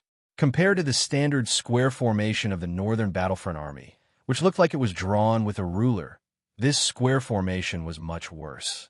Moreover, the soldiers in the square formation were lazy and had a decadent aura around them. It was much worse compared to the Northern Army soldiers who had high morale and looked energetic. In these months, His Highness Eric had spent most of his time in the military camp. He was no longer a layman who didn't know anything about military matters. The current him could tell with a single glance that if his 5,000 private guards faced the same number of Northern Army soldiers, He was certain that his 5,000 private guards would be defeated without being able to resist at all. But this was something that couldn't be helped. Although his royal father had announced him as one of the successors, and he had 5,000 private guards, because of his limited strength, it was impossible for him to raise this many private guards. These 5,000 people were forcefully gathered from the private armies of the nobles who supported him, so one could imagine their quality. His Highness Eric didn't trust these 5,000 people, so naturally he didn't attach importance to them. Of course, he hoped that he could train 5,000 people, because that would be considered his own strength. But his strength was too weak right now, and the main reason was that he didn't have money, so he didn't have the ability to consider these things. Thinking of this, His Highness Eric couldn't help feeling a bit of envy and jealousy towards Seveny. According to the information he received, Seveny's 5,000 private guards had already been recruited. But it was different from his 5,000 private guards that didn't have any battle strength. Seveny's 5,000 private guards were elites chosen from the private armies of the nobles who supported her, so their battle strength was completely different from the trash under him. The other part was recruited by Seveny herself. With Seveny's good reputation in the kingdom, and adding in the good treatment her private guards provided, the private guards she recruited were very strong and had decent battle strength. The most important thing was that Seveny's 5,000 private guards were equipped with the standard military magic machines provided by New Flyer. In terms of pure battle strength, perhaps a single soldier of Seveny's private guards could fight several soldiers of the Northern Army, not to mention His Highness Eric's private guards. Moreover, other than the individual military magic machines, the Frestec Chamber of Commerce had also equipped Seveny's personal guards with several new magic trebuchets. There were also some military magic machines with unknown uses, but they were definitely powerful. Like this, with the same 5,000 people, Seveny's private guards and Eric's private guards had a heaven and earth difference in battle strength. The most important reason for this large gap was the Frestec Chamber of Commerce. Thinking of this, His Highness Eric had a bit of regret in his heart. When Viscount Leslie met him in Lauren City, he had advised him that he didn't need to oppose New Flyer because Sue E supported the development of the Lampari Kingdom, so he wouldn't reject cooperating with His Highness Eric. His Highness Eric wanted to show a clear difference between him and Seveny, so he didn't consider Viscount Leslie's suggestion at all. Later to Lacaton City's Count Michel also sent a letter to suggest cooperating with New Flyer, but His Highness Eric also rejected it. When the news came a few days ago, he had made his position clear to everyone at New Flyer's product announcement, clearly showing that he supported Her Highness Seveny. This meant that His Highness Eric had no chance of cooperating with Sue E and New Flyer. His Highness Eric didn't care that much when he heard this news a few days ago. He even laughed at Sue Yi's stupidity in his heart. But now that he thought of the difference in battle strength between his private guards and Seveny's private guards, as well as the powerful support the Shinfei Chamber of Commerce could provide, he found that he might have really missed something. But now that things were like this, His Highness Eric knew that he couldn't turn back, and there was no meaning in regret. Since Sue had expressed his support for Seveny, His Highness Eric could only draw a clear line with him. Otherwise, it would arouse the suspicions and dissatisfaction of the large nobles who supported him, which would be bad for him. It's fine. When my military merits are in my hands and I take the throne, the entire kingdom will be under my control. A trivial New Flyer. Isn't it my mercy? His Highness Eric clenched his fists, and a confident smile appeared on his face again. Your Highness, it's about time. You should prepare to mobilize the troops before the battle. Count Stark on the side reminded him in a small voice. Before His Highness Eric came, Count Stark was the city lord of Lauren City. He had only been the city lord of Banta City for a year before being transferred here. He thought that he would stay in Lauren City for a long time before being transferred to another place, but he never thought that in less than a month, His Highness Eric would come out of nowhere and take the city lord position from him. Although Count Stark had already received his family's orders and followed his family's will, doing his best to support His Highness Eric during this time. As time passed, Count Stark found that he was more and more doubtful of his family's decision to support His Highness Eric. It should be said that His Highness Eric wasn't a muddle-headed fellow. Rather, he was a smart person and was very generous, as well as being humble and eager to learn. After coming to Lawrence City for half a year, he had gained a certain amount of prestige and had built a foundation in the Northern Army, so his performance could be considered quite good. But after being by His Highness Eric's side for a long time, Count Stark found that he had a very clear shortcoming. It was that he was too stubborn, and it could even be considered conceited. As long as he was certain of something, no matter what other people said, he wouldn't accept it. Even if he acted like he was considering things on the surface, in the end, he would still stick to his own ideas and wouldn't be swayed at all. This point was very clear in his attitude towards the Frestec Chamber of Commerce. After being the city lord of Banna City for a year, Count Stark's impression of Sue was completely different from before. When he left Banna City, his impression of Sue had completely changed. He wasn't filled with hostility towards Sue like when he first came to Banna City. Not only did he realize the value of Sue and the Shinfei Chamber of Commerce, he also seriously considered the possibility of the Stag family cooperating with Sue. Because of this idea, Count Stark had suggested to His Highness Eric to consider cooperating with a new flyer and not completely reject them. But His Highness Eric had rejected Count Stark's suggestion and even suspected that after being the city lord of Banna City for a year, he had been bewitched by Sue to make this suggestion that went against the Stag family. From that moment on, Count Stark knew that His Highness Eric had lost any chance of cooperating with the new flyer, and it was also impossible for the Stag family. Looking at the high-spirited Northern Army outside the city that seemed to be very strong, Count Stark gave a deep sigh in his heart. Even if we don't cooperate with the new flyer, as long as we buy the military magic machines from the new flyer, the Northern Army's battle strength will definitely soar, right?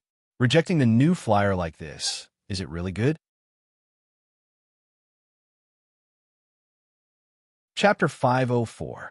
While the Northern Army was preparing for battle, the Sac Kingdom's army to the north of the Muerto Mountains naturally wasn't idle. His Highness Eric didn't hide his intention to lead the Northern Army to attack the Sac Kingdom at all, so naturally it couldn't escape the Sac Kingdom's eyes. Even if the Sac Kingdom always had the absolute advantage over the Lampari Kingdom, the Sac Kingdom didn't dare underestimate this rare counterattack from the Lampari Kingdom. Because His Highness Eric had obtained the support of many large nobles in the Lampari Kingdom, his strength far surpassed the Northern Army that had fought the Sac Kingdom's Hungry Wolf Regiment. Adding in the fact that the Northern Army had displayed a powerful battle strength in their counterattack on the Muerto Mountains last year, even forcing the Sac Kingdom to give up the Muerto Mountains. If this year's Northern Army had such a powerful battle strength, adding in the powerful logistical support of His Highness Eric with the support of many large nobles, the Sac Kingdom definitely wouldn't be able to resist them.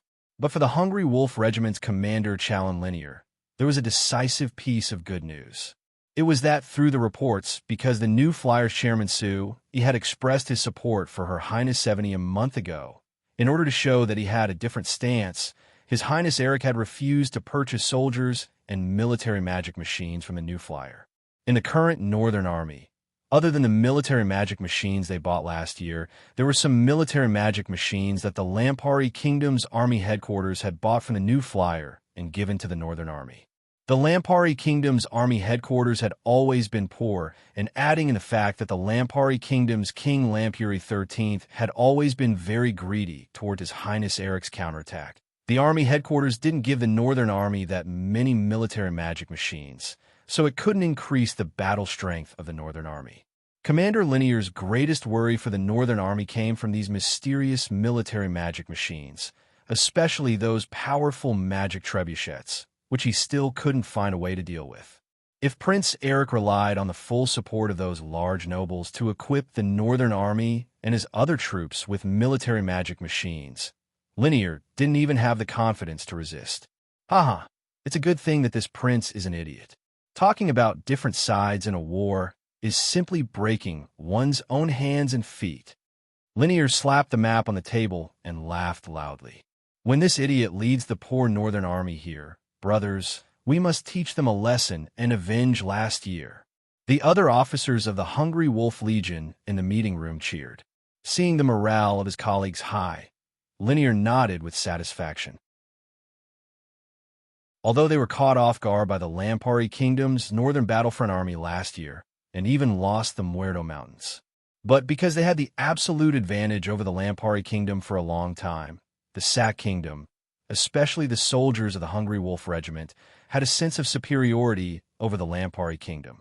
Their defeat last year made everyone's fighting spirit even higher, and they vowed to wash away the shame of last year in this battle.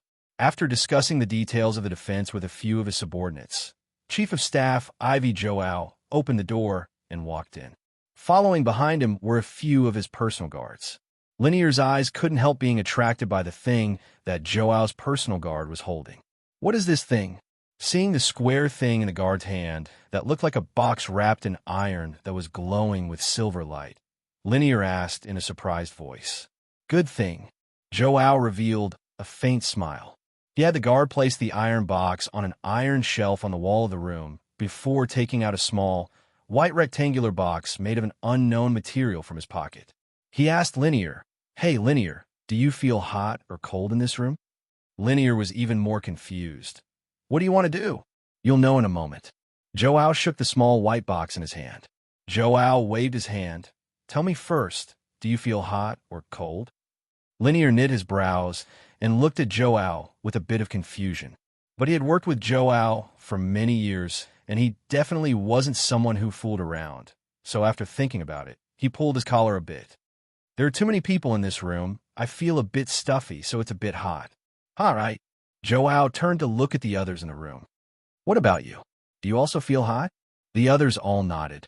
There were over 10 large men in this small room, and adding in the fact that it was early spring, the weather had already warmed up, so naturally they felt a bit hot. "All right, since it's hot, we need to cool it down a bit. Let me see. How does the refrigeration work?" Joao looked at the rectangular white box in his hand for a while, fiddling with it for a while. Then he pointed it at the iron box hanging on the wall and pressed it gently. Ding! With a soft, clear, and pleasant sound, the iron box on the wall suddenly lit up with a bit of red light. Then in front of everyone, the bottom half of the iron sheet slowly moved up and revealed a dark hole. Just as everyone was wondering, a red ribbon hanging from the bottom of the opened iron sheet suddenly fluttered, as if it was suddenly blown by the wind. Then everyone felt a cool breeze hit them in the face, immediately dispersing the stuffy heat in everyone's body. Feeling the cool breeze coming from the iron box, Linear's heart skipped a beat as he asked Joao, "Hey, Joao, this thing, it wouldn't be that magic air conditioner, right?" "I remember mentioning it in the Frestec Chamber of Commerce's report last time." "That's right, it's the magic air conditioner." Joao nodded with a smile. "How is it? Do you feel much better?" "It does feel much better, but where did you get this thing?" Linear asked with knit brows. "It's impossible for the new flyer to come to our Sack Kingdom to sell things, right?" Joao looked at him and didn't reply. He put away the white box in his hand and looked over the others in the room. The others understood his meaning, and after giving a bow to the two of them, they left. Seeing Joao's actions, Linear knit his brows even more. After the others left, he immediately asked, "What is it? Is there a problem with the origin of this magic air conditioner?" "Of course." Joao nodded. Joao nodded. "If there isn't a problem, how could this thing from the new flyer appear here?" "That's right." Linear reacted, and after thinking about it, he asked, "Then where did this thing come from?" "If my guesses aren't wrong, it should be those damn merchants who smuggled it from the Lampari Kingdom, right?" "It is indeed smuggled, but you can't look down on those merchants this time. If it wasn't for their help, we wouldn't have been able to obtain such easy-to-use magic machines from the new flyer. Could it be that you don't think that this magic air conditioner is very good?" Linear looked at the magic air conditioner on the wall that was blowing cool air before looking at the white box that Joao had placed on the table that should be the remote control. He shook his head. "It is easy to use, but these things aren't necessary for us. Rather, if we smuggle new flyers things, wouldn't we be letting new flyer our money? There aren't any benefits to this." "What? You want to call on the entire kingdom to boycott the Frestec Chamber of Commerce's products?" Joao looked at Linear and gave a laugh. Linear looked at Joao with a sneer. Let me tell you, that's impossible. Chairman Walker, who gave this magic air conditioner to me, said that these new flyer household magic machines that he smuggled from the Lampari Kingdom were all sold out a month ahead of time. He just needs to transport these goods back, and he will earn a large amount. Linear gave a strong snort. He only cares about making money for himself, but he never thought that he would also be making money for a new flyer. If it was up to me, he would be helping the enemy commit treason. Joao gave a sigh and slowly shook his head. You shouldn't be so narrow-minded. Actually, we can also obtain many benefits from this. Think about it. Those military magic machines are produced by New Flyer, and those household magic machines are also produced by New Flyer.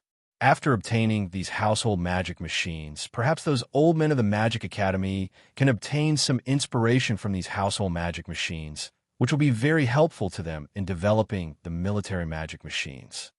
What? This is the arrangement of the army headquarters? Linear asked back. Yes. Joao nodded in confirmation.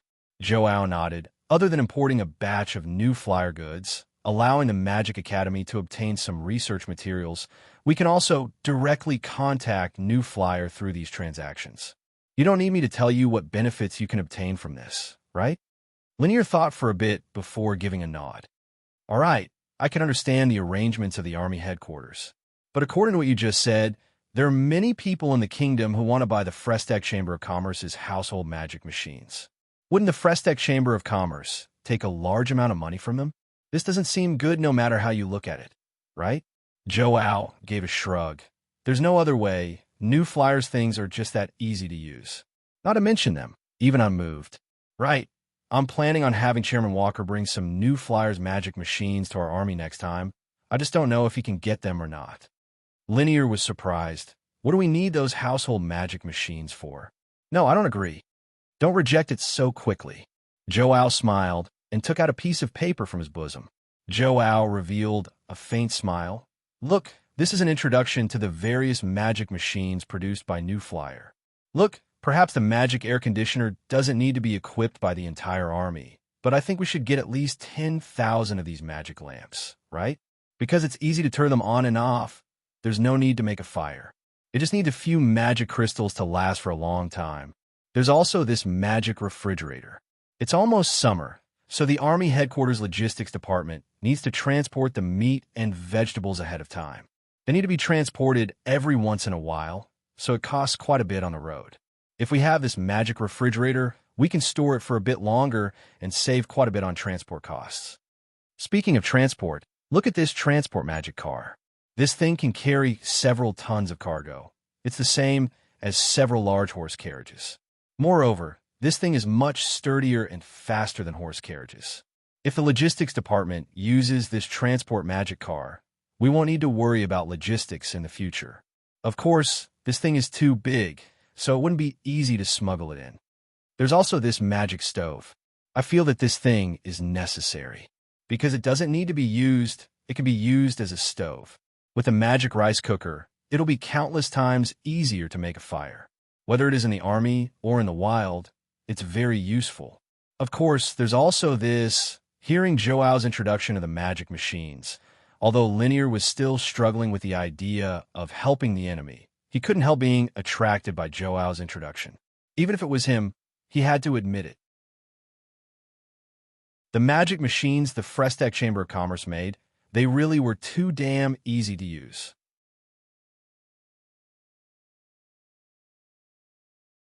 Chapter 505. No, Sue, he slowly shook his head. Although his expression was calm, and he even had a faint smile, his voice was very firm, making it very easy for people to understand the meaning behind his words. For normal household magic machines, I can squeeze out a bit more for you, but the magic cars can't even satisfy the needs of Banna City and the surrounding cities, so of course I can't give them to you. The Myerta Trading Company's chairman Lattice Sampson had a disappointed look. You really can't make an exception? Chairman Sue, I came all the way from Seoul City. You can't let me go back empty-handed, right?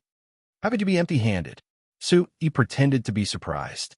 Didn't I say that we can discuss the normal household magic machines and even consider the bicycles that are in high demand, but the magic cars really can't?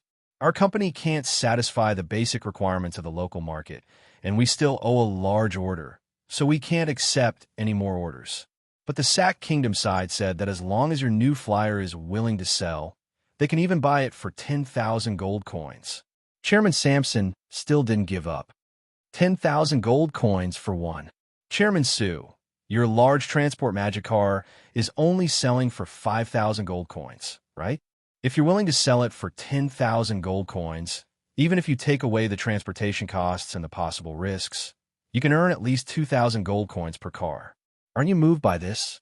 I'm very moved. Sue, he nodded, but his tone didn't soften at all. By no means no.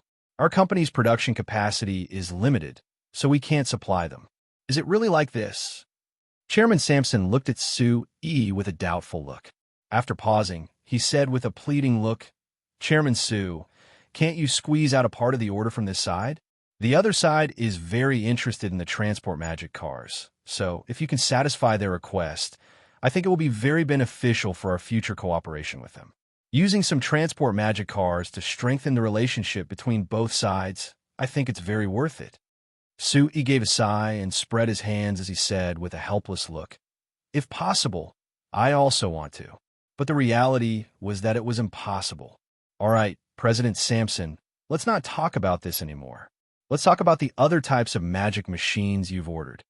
Seeing that Sue was completely unmoved, President Sampson felt helpless. After a moment of silence, he could only shake his head regretfully. All right, according to the information from that side, the Sack Kingdom side has a strong demand for household magic machines, with the magic fans having the highest demand. So, Chairman Sue, I ask you to give me enough magic fans this time. I think it can't be less than 100,000 units. 100,000 units. Sue was a little surprised and couldn't help but laugh.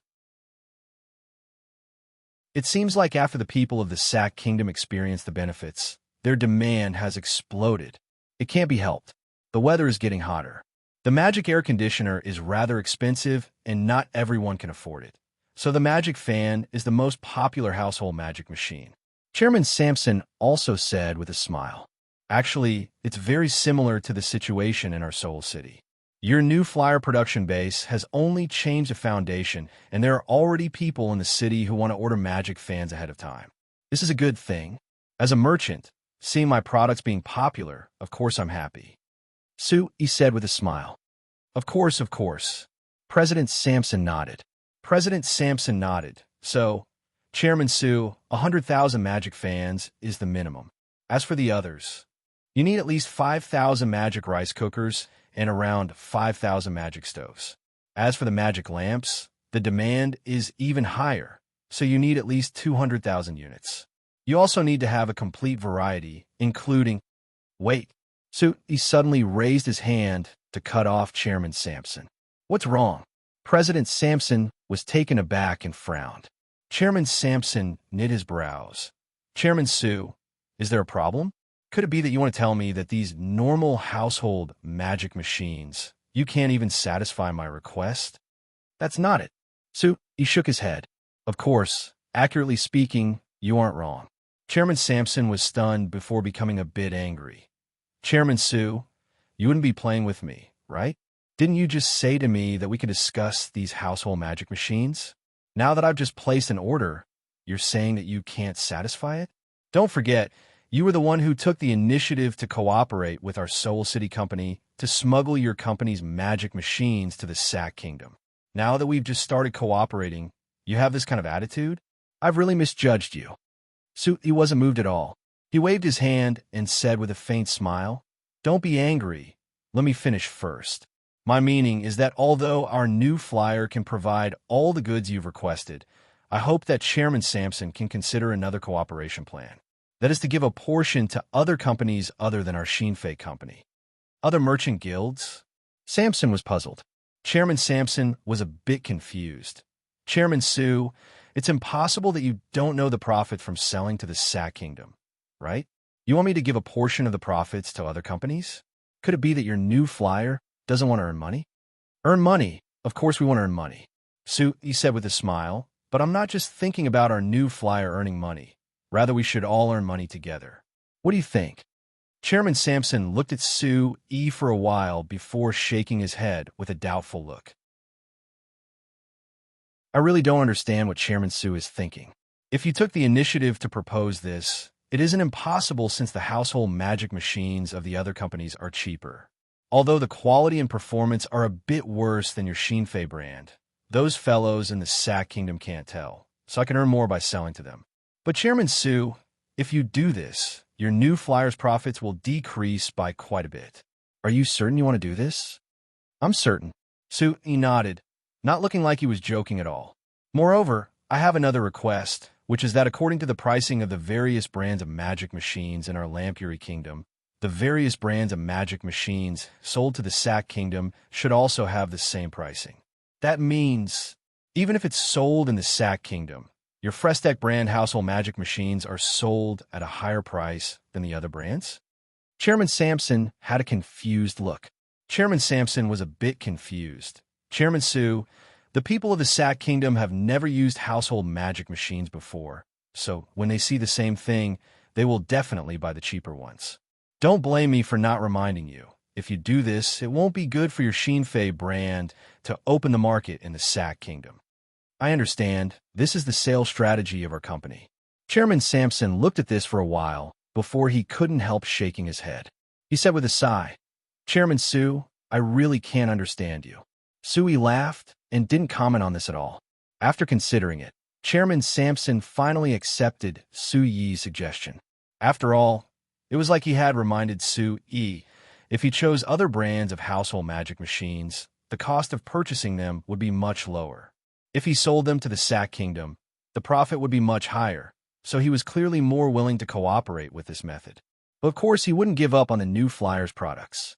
In the end, the Shinfei brand household magic machines were much better than the other brands, whether it was in terms of performance or quality. Even if the price was a bit more expensive, there was still a large demand in the Sack Kingdom, so he didn't need to worry about sales. In short, the Sack Kingdom only had scattered household magic machines before. For New Flyer to work with several companies led by the Myerta Trading Company to smuggle large amounts of household magic machines into the Sack Kingdom. This was the first time this had happened. The people of the Sack Kingdom were like the people of the Lampury Kingdom before New Flyer appeared. They were very curious about this new thing. Moreover, after seeing the divine properties of the household magic machines, they would definitely chase after them like the people of the Lampury Kingdom. Actually, if it wasn't for the fact that the Lampury Kingdom and the Sack Kingdom were enemies, the Sack Kingdom would be the same as the Kingdom of Ruhr, with all kinds of magic machines. After deciding on this cooperation, Sue gave the list he had prepared to Chairman Sampson for him to look over. On this list were the companies that Sue recommended that also produced household magic machines. If Chairman Sampson wanted to buy other brands of household magic machines, naturally he would choose from this list. Sue had spent quite a bit of effort to decide on this list. As the chairman of the Banna City Magic Machine Business Union, of course he had to consider the companies of Banna City first. But in order to take care of everything, as well as to fulfill his agreement with the king, Sue had to consider the other companies that produced household magic machines in other cities. While satisfying the needs of this side, Sue had to ensure that Chairman Sampson's benefits wouldn't be harmed. So in choosing these companies, Sue had to investigate the household magic machines of each company, making sure that there weren't any serious quality problems with the household magic machines they produced. Although Sue had taken the initiative to give these companies a chance to enter a large market, it was also a challenge for them. If there was a problem with the quality, it would leave a bad impression on the Sack Kingdom of these companies, which wouldn't be good for their future development. As for Chairman Sampson's face, naturally he wouldn't have any objections to this list. He didn't know much about the magic machine industry, so other than the New Flyer, he didn't know any other magic machine companies. Moreover, Sue was the one in charge of this cooperation, so what he could do was at most do a random check from this list and carefully choose. After discussing this with Chairman Sampson and agreeing to go with him to the companies on the list tomorrow, according to etiquette, Sue should have invited Chairman Sampson to a banquet. But Sue explained this to Chairman Sampson before calling Kennard over to continue receiving Chairman Sampson. He also discussed the details of ordering the Sheen-Fei brand household magic machines with Chairman Sampson before leaving the Falling Rain Valley. In Banta City, there were more important things waiting for him.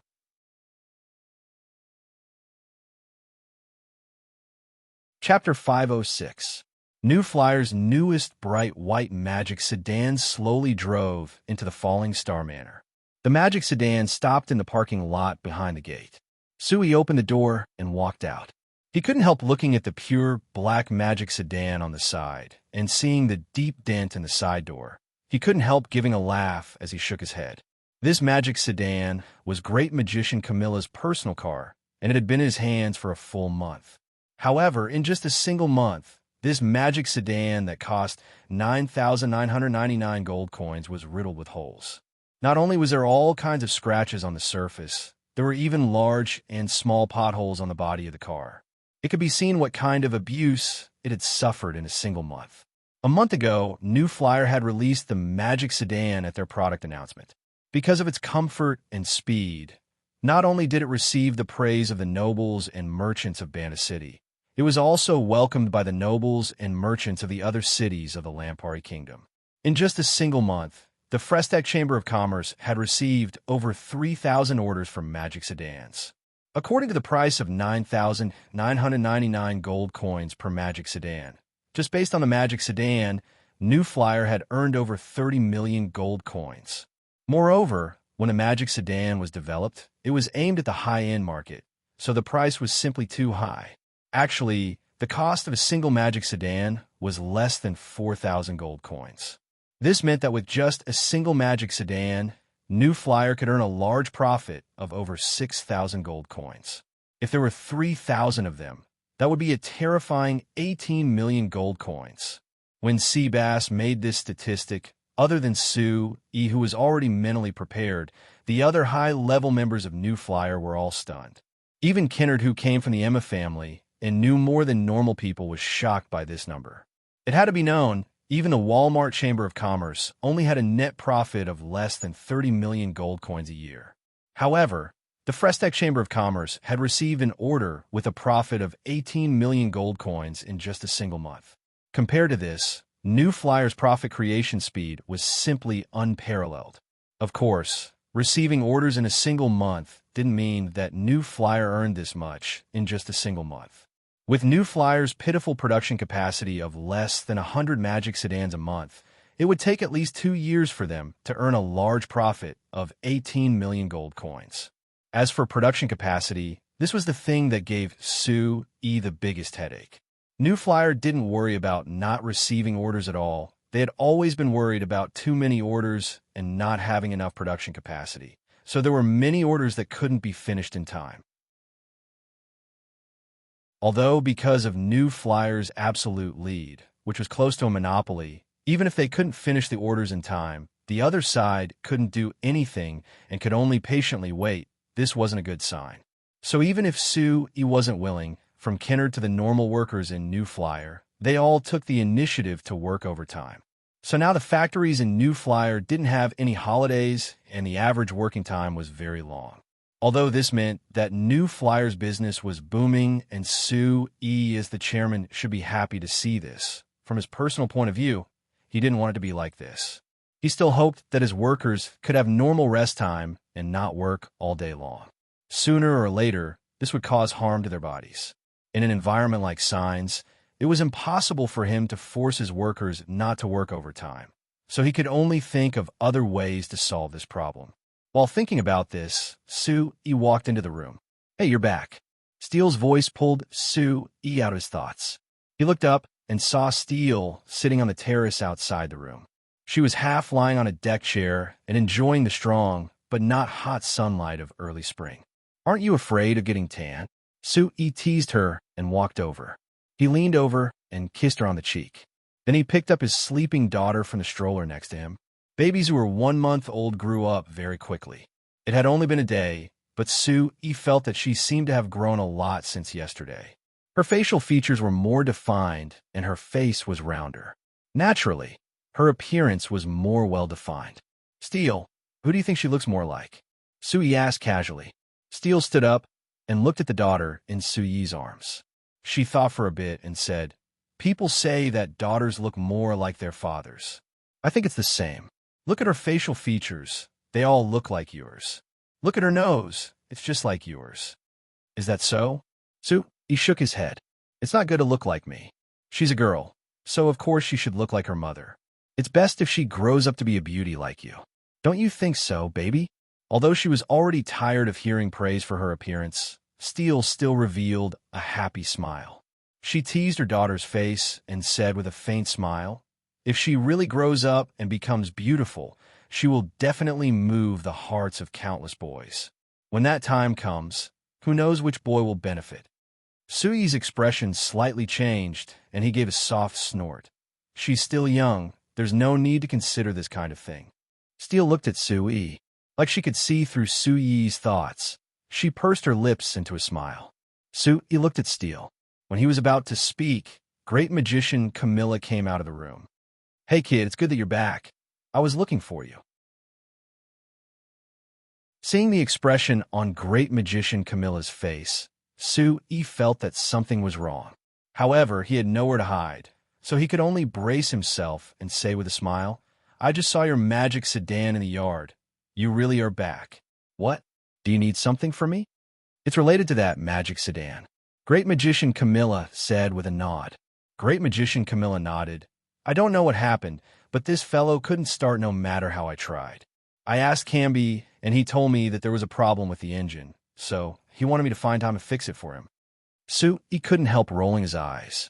Camby was the manager of the New Flyers Magic Machine Development Center.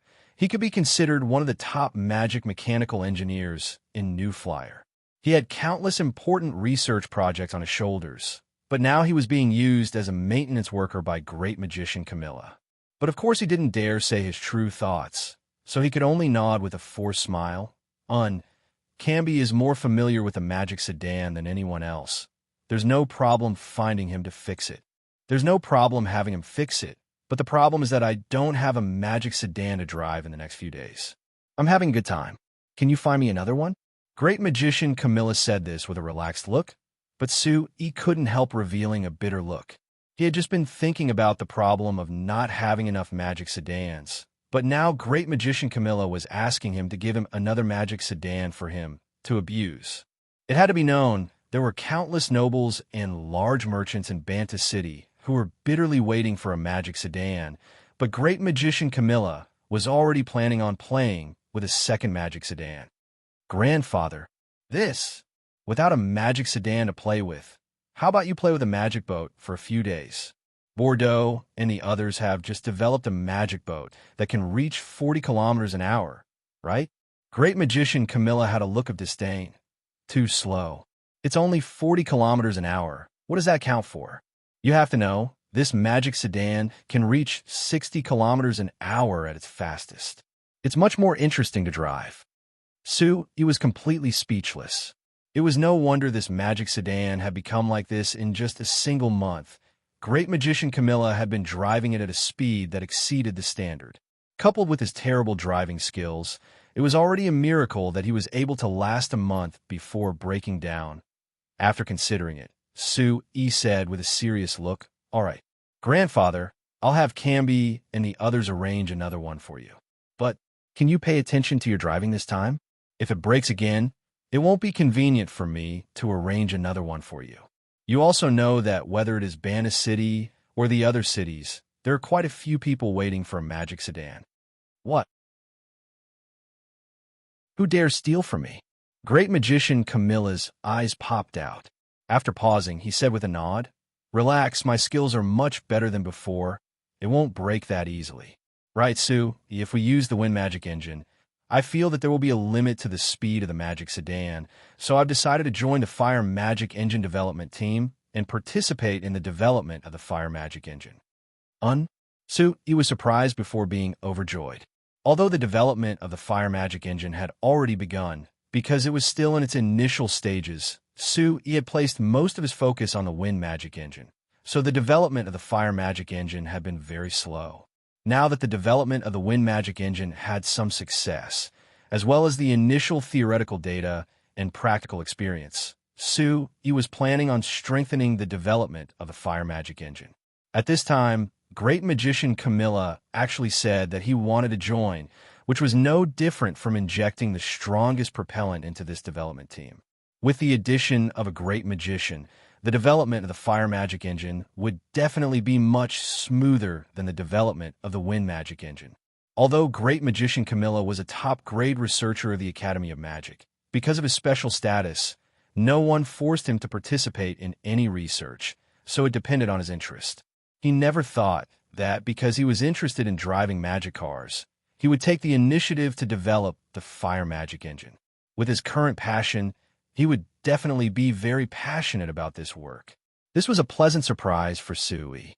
Thinking of this, Sui couldn't help breaking out in laughter. "Grandfather, you should have said that you wanted to join the development of the fire magic engine. If you said it earlier, not to mention 1 or 2 magic sedans, even if it was 10 or 20, I could have arranged it for you." Great Magician Camilla's eyes lit up. Really? Sui's expression froze, and he couldn't say a word for a while.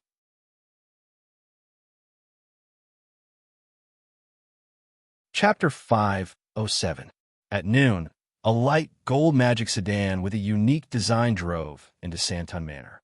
When the door opened, Sui came out from the passenger seat on the right, and 70 came out from the driver's seat on the left. After closing the door, 70 looked at Sui's expression and asked in a worried voice, "Hey Sui, how do you feel after sitting in my car? I'm a newbie who just got my driver's license half a month ago. Aren't you worried?"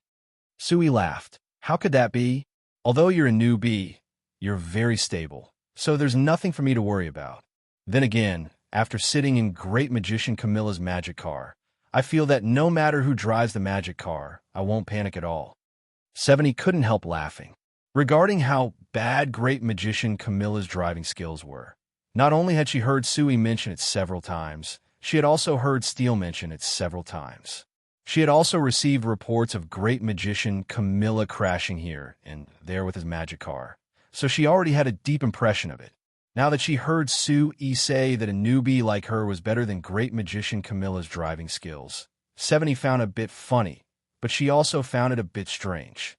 Great Magician Camilla was someone who could become a great magician, so no matter how one looked at it, his intelligence should be higher than normal people. Why was it that he was so bad at driving a magic car? I've also asked this question and taught him how to drive the magic car several times, but the final conclusion is, this isn't related to intelligence. It's completely related to one's personality. Think about it. A fellow who hasn't even gotten his driver's license dares to drive the magic car to its maximum power and doesn't repent. It would be strange if he could drive it well. Seeing Sui's helpless look, 70 couldn't help smiling. Great Magician Camilla was a respected great magician and Steele's grandfather.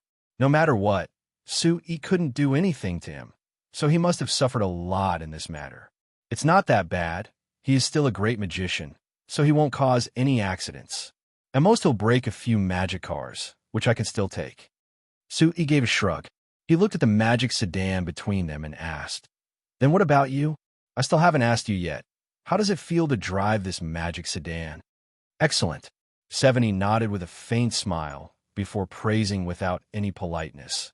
"I have to say, sitting in this magic sedan is much more comfortable than sitting in a horse carriage.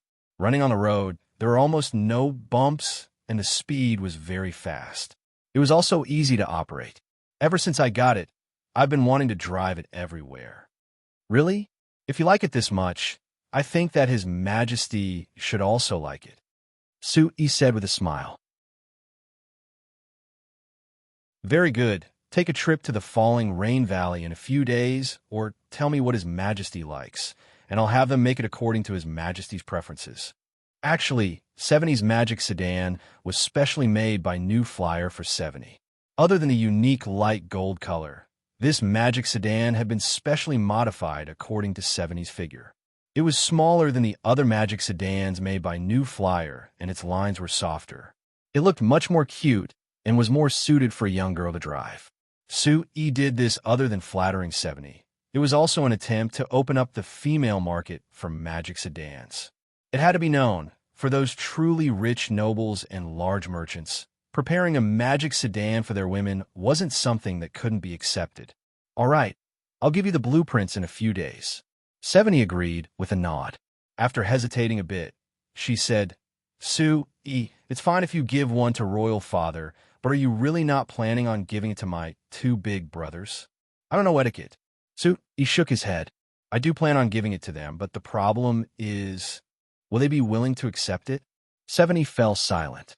If it was her second brother, His Highness Mayam, who might accept Su Yi's gift, her big brother, His Highness Eric, who was clearly against New Flyer, even if Su Yi gave him a gift, he wouldn't accept it. All right, let's not think about these disappointing things. Let's go. 70, I came to inspect the fertilizer factory with you today. Let's take care of the business first. The matter here is more important than a trivial gift or two. Seeing the complicated look on 70's face, Su Yi spoke up. Let's go. 70 nodded and headed into Santon Manor with Su Yi. It was already the middle of March, and it was the annual spring harvest season. Although Banda City's business was very developed with the Frestac Chamber of Commerce leading it, with the main revenue coming from business taxes, no matter when, agriculture was the foundation, and this had never changed. Moreover, when 70 took over as the city lord, she hoped that Banta City's agriculture and business would develop together, which was her ruling policy. So seeing that it was close to the spring harvest season, 70 as the city lord naturally had to show how much importance she placed on agriculture. Coming to inspect the fertilizer factory today was a clear statement from her. A male elf came over from the distance. Su Yi raised his hand to greet him. Hey, Yardo. Although the male elf that Su Yi called Yardo walked quickly, he still maintained the elegance of the elves. He came in front of the two of them and gave 70 a serious bow before saying with a faint smile, Lord City Lord, welcome again. 70 curiously looked over him before reaching out her hand. Hello. You're the new manager here, Yardo, right? Yes. I only took over the management of this fertilizer processing plant 2 months ago. Beautiful Highness, meeting you for the first time, I'm very honored. Yardo looked at 70's hand, and after hesitating a bit, he reached out his hand to shake hers. Shaking hands actually didn't exist in the customs of the elves. It wasn't even popular among the humans of the Signs continent. But when Yaraduo left the Moon Shadow tribe, he had been told by Elder Lysania that he had to follow the rules of the humans as much as possible, so he chose to follow them. All right, Manager Yarado, since you're in charge of this fertilizer factory, can you lead us on a tour? 70 then said. All right, it is my honor. Lord City Lord, Chairman Su, please come this way. The two of them were led into the factory by Yardo. After looking around, they found that the fertilizer factory was much bigger compared to when 70 came last year. Not only were there almost twice as many elven workers, but there were also 2 more fertilizer production lines. Wherever they looked, there were busy elven workers. They didn't even have time to look over at 70 and Su Yi. Seeing this scene, 70 revealed a satisfied smile before asking Yardo, Manager Yardo, how is your current output? Is it enough to meet the needs of our Banda City? Yardo revealed a faint smile. Lord City Lord, may I ask what kind of output you're asking about? 70 was a bit surprised. What do you mean by what kind of output? I'll explain this. Su Yi took over. Lord City Lord, this fertilizer factory isn't just producing a single kind of fertilizer. Other than producing basic fertilizer for wheat, rice, and other grain crops, they're also producing special fertilizer for fruit trees and flowers. Oh, it's like this? 70 looked at Yardo and slightly knit her brows. Just the basic fertilizer for wheat and rice isn't enough, so why are you diverting your attention to producing other kinds of fertilizer? These other kinds of fertilizer are also an experiment for us. Lord City Lord, this is the suggestion Chairman Su gave us. Yardo threw the ball to Su Yi. Seeing 70's questioning gaze, Su Yi gave a shrug. If they only produce grain fertilizer, the product is too simple and it isn't good for the future development of the fertilizer factory. So I hope that they can develop some new kinds of fertilizer. Based on the current situation, the effects aren't bad. After the orchards of Koror village used the fertilizer, not only did the fruit trees produce more fruits, the quality was also much better. It made the canned fruit factories can fruit much better than before, and the sales volume increased by quite a bit. 70 rolled her eyes at Sue E. In the end, the canned fruit factory belongs to your new flyer. You're still fighting for benefits for your new flyer and throwing the benefits of our Banta city to the back of your mind? Sue E. immediately complained. How is that possible? Lord City Lord, I specially ordered the Magic Machine Workshop to prepare 2 new production lines for the fertilizer factory at all costs because of your orders last year. You can see it now. Then what are the effects? 70 looked at Sue E. with a bit of funny gaze. If the grain fertilizer produced isn't enough for our Banta city, I really will blame you. Sue E. turned to look at Yardo. You'll have to ask manager Yardo himself. Yardo said to 70 with a faint smile, Lord City Lord, I think you don't need to worry about this problem. Since we received the 2 new production lines from Chairman Sue, our fertilizer factory's monthly fertilizer production has broken 300,000 tons. Because of Chairman Sue's request, most of it has been used to make fertilizer for normal crops, so the average monthly yield is over 250,000 tons.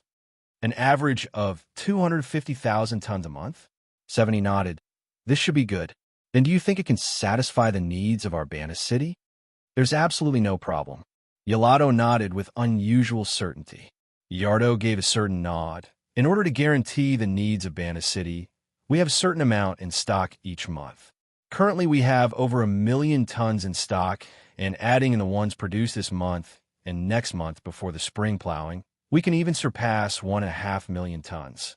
Other than supplying Banta city, I feel that we can even spare a portion to supply to other cities.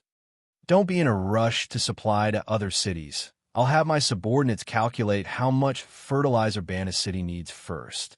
70 turned to Sue E. and revealed a smile of deep meaning. Chairman Sue, I remember. You promised me that I would have the right to decide how to distribute the fertilizer, right? Sue E. revealed a faint smile. Yes, Lord City Lord. In this place, you are the queen. Hearing the word queen, 70 was stunned before looking at Sue E. However, seeing that Sue E. didn't look like he was joking, 70 gave a sigh in her heart, but she didn't say anything.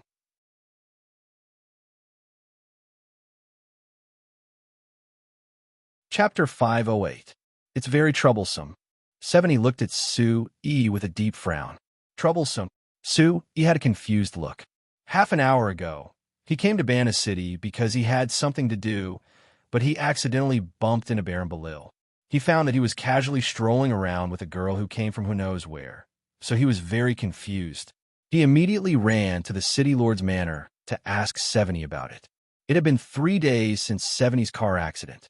When the 2 cars collided, although 70 and Baron Belil weren't seriously injured, Baron Belil was still brought to the City Lord's manor for questioning. Sui thought that other than this serious matter, Baron Belil would at least be locked up for a bit and taught a lesson, but he never thought that he would be able to stroll around in just 3 days. Moreover, he had a relaxed look like nothing had happened at all. This made Sui very confused. Could it be that after such a serious matter, 70 was planning on letting it go like this? What can I do if I don't let it go? 70 gave a sigh. The next day, the Stag family sent someone to give me 500,000 gold coins as compensation.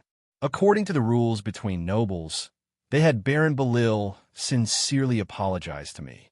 Duke Stag even personally apologized to Royal Father, giving me enough face. If I keep doing things to Baron Belil, it will cause dissatisfaction among the other nobles of the kingdom. They will think that the royal family is deliberately bullying the other nobles. Sui was stunned. Is there a mistake? 70. You are the respected princess. After such a serious car accident, a simple apology is enough? It's not that serious, right? 70 looked at Sui, finding it a bit strange that Sui had such a big reaction. I didn't even have a scratch on me. Rather, Baron Belil spat out several mouthfuls of blood. Did you see that? He was the one who caused the accident first, all right. Even if he died because of this, it was all his own responsibility, and he deserved it. Su-yi angrily said. This guy was drunk at that time. If he really wanted to find out who was responsible, all the blame should be on him. In my opinion, a guy like him should be locked up in prison. Otherwise, sooner or later, he will kill someone. You think I don't want to? 70 rolled her eyes at Su-yi before giving a helpless sigh. But Su-yi, even if you look through all the laws of the kingdom, there isn't a law that says that he will be punished for hitting someone with his magic car. Or to be more accurate, there wasn't a single law in the kingdom that was against magic cars. This time, he was forced to apologize because he bumped into me, the princess. If he bumped into a normal person, then even if he died, it still wouldn't be considered intentional murder. Maybe he only needs to pay a few gold coins at most. He doesn't even need to apologize. This, Su-yi thought for a while and smiled bitterly. That's right, the magic car was a novel thing for the Lampari kingdom and even the signs, so how could there be a law against magic cars? Actually, if Baron Belil wasn't unlucky enough to bump into Her Highness 70, he really wouldn't have been able to do anything. Su-yi thought for a bit before continuing. All right, Your Highness, putting aside this matter, Baron Belil should take responsibility for it. Could it be that you're not planning on using this matter to do something? I feel that. You can even accuse Baron Belil of trying to kill you, trying to assassinate Her Highness. This should be a very serious crime, right? No. 70 shook her head. 70 shook her head. I understand what you mean, but it isn't time yet. Not time yet? Su-yi knit his brows. It isn't time yet, so we can't do this now. 70 paused before giving a nod and adding, this is the judgment of many people. You don't need to doubt it. Does that include Count Seimo's opinion? Su-yi asked. Yes. Su-yi thought for a bit before giving a nod. All right, I won't participate in this matter because I don't have the ability right now. But 70, at least I hope that this matter can make the kingdom pay more attention to the magic cars. If we can establish a traffic law as soon as possible according to my previous suggestion, I think that this will be a good thing for the entire kingdom. I'm currently looking for someone to do this. After saying this, 70 suddenly revealed a smile. After saying this, 70 suddenly smiled. Speaking of this, because of this matter, no one dared to oppose any of my suggestions, so things went very smoothly. Su-yi, shouldn't you be thankful for this matter? Su-yi looked at 70 with a serious expression as he slowly shook his head. No, I'd rather these traffic laws not be established than for you to be in danger. Seeing Su-yi's rare, serious expression and incomparably sincere eyes, 70 felt a strong warmth fill her heart, and her face couldn't help turning a bit red. After a while, she couldn't take Su-yi's gaze and lowered her head. After pausing for a bit, she looked up again. Although the blush on her face deepened, she still looked at Su-yi and didn't look away at all. Su-yi, I still haven't thanked you yet. Thank you for risking your life to protect me that day. Su-yi shook his head with a smile. It's nothing. No matter what angle it is, this is what I should do. No matter what angle it is? 70 looked at Su-yi with a gaze of deep meaning. Then what about the specific angle? This. First, it's the most basic angle as a human. Seeing someone in danger, as a normal human, how could I not want to protect them? Oh, then what about the other angle? 70 kept chasing after him. Su-yi replied with a smile. There's another angle. Of course, it's because you're the princess. Think about it. I risked my life to protect Her Highness the Princess. What an important contribution that is. 70 also revealed a smile. She looked at Su-yi and, after pausing, she still insisted on asking, then, are there any other angles? Meeting 70's gaze, Su-yi awkwardly looked away. After hesitating for a bit, he said in a soft voice, if I have to say it, of course it's because you're a girl and I am a man. As a man, protecting a girl is natural. Really? 70 clapped her hands with a look of joy. So you're still treating me as a normal girl. Su-yi snappily glared at her. I say, are you joking with me? Putting aside your identity, not only are you a girl, you're also a very beautiful girl. All right? 70 narrowed her eyes and giggled. I'm very happy to hear your evaluation. Then Su-yi, I hope that you can treat me as a normal girl in the future and not treat me as a princess. All right? Su-yi gave a shrug. I'm afraid it's hard for me to agree to this request because your identity as a princess can't be changed. But speaking of this, I'm the one who treats you the least as a princess, right? Would other people treat you the way I treat you in private? I like this feeling very much. I hope that you can keep this attitude in the future. Seeing the happy look on 70's face, he found it a bit funny. Although since the first time he met 70, she had always acted like a qualified princess, always showing a dignified, rational, and calm appearance. In the end, she was still a girl in her early 20s, so she still had the side of a normal girl. Perhaps she really wanted someone who could talk to her as an equal. After discussing the details of the traffic laws with 70, and then discussing the feasibility of implementing the traffic laws in Bana City, Su-yi finally left the City Lord's Manor. When he came out of the City Lord's Manor, there was a black magic sedan that quickly came from a distance. Su-yi wanted to dodge, but the magic sedan suddenly screeched to a stop and stopped 2 to 3 meters away from him. Su-yi looked at the magic sedan with knitted brows and saw that the one sitting in the driver's seat was Baron Balil. Seeing Su-yi look over, Baron Balil even gave him a provocative hand gesture.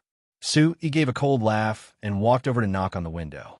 He crooked his finger at Baron Balil and had him come out. Baron Balil was very straightforward. He opened the door and stood up to look at Su-yi with a provocative look. Hey, isn't this Chairman Su? What? Did you just see Her Highness? Are you going to tell on me to Her Highness the Princess? I already told you, don't waste time. Her Highness can't move against me, and as for a small merchant like you, don't even dream about it. Su-yi looked at him and ignored him. Seeing that there was another person sitting in the passenger seat, he gave him a hand gesture and had him get out. That person came out of the carriage, and Su-yi recognized him as a small noble of the city. It should be because he was close to Baron Balil, so he was with him. Is this magic sedan yours? Su-yi asked him. That small noble was as arrogant as Baron Balil towards Su-yi. Hearing Su-yi's question, he looked up and gave a cold snort. What? It's mine? Chairman Su, do you have a problem with that? Su-yi looked at him and ignored him. He walked to the front of the magic sedan and raised his right hand, quickly circulating his magic. After a while, a fireball condensed in Su-yi's hand. Seeing Su-yi's actions, Baron Balil and that small noble were both surprised. What do you want to do? As soon as their voices fell, Su-yi's right hand fell and the fireball hit the magic sedan. Oh!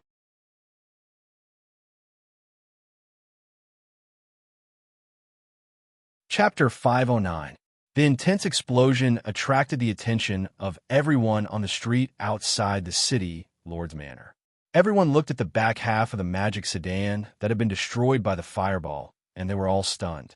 Those who could afford a magic sedan were either nobles or large merchants. Normal people couldn't afford to offend them at all. Who dared to do this? Who had the ability to do this? This doubt instantly disappeared when they saw Su-yi standing in front of the car. When Su-yi threw the fireball at the magic sedan, he also created a water magic barrier that covered the front of the car. It blocked all the fragments of the explosion, so naturally it didn't affect Baron Balil and the small noble on the side. However, the two were completely stunned by Su-yi's actions. After being stunned for a while, the small noble finally reacted and angrily jumped up. Su-yi, what are you doing? You. Looking at the magic sedan that only had half of it left, the muscles on his face twisted from the pain in his heart. Are you King looking for death? Daring to break my magic sedan? Su-yi calmly looked at him before suddenly asking, do you have a driver's license? Driver's license? That small noble was surprised. Of course, what about it? Since you have a driver's license, you should know that when you get your driver's license, there is a rule that you can't give your magic car to someone without a driver's license. Otherwise, you will be disqualified.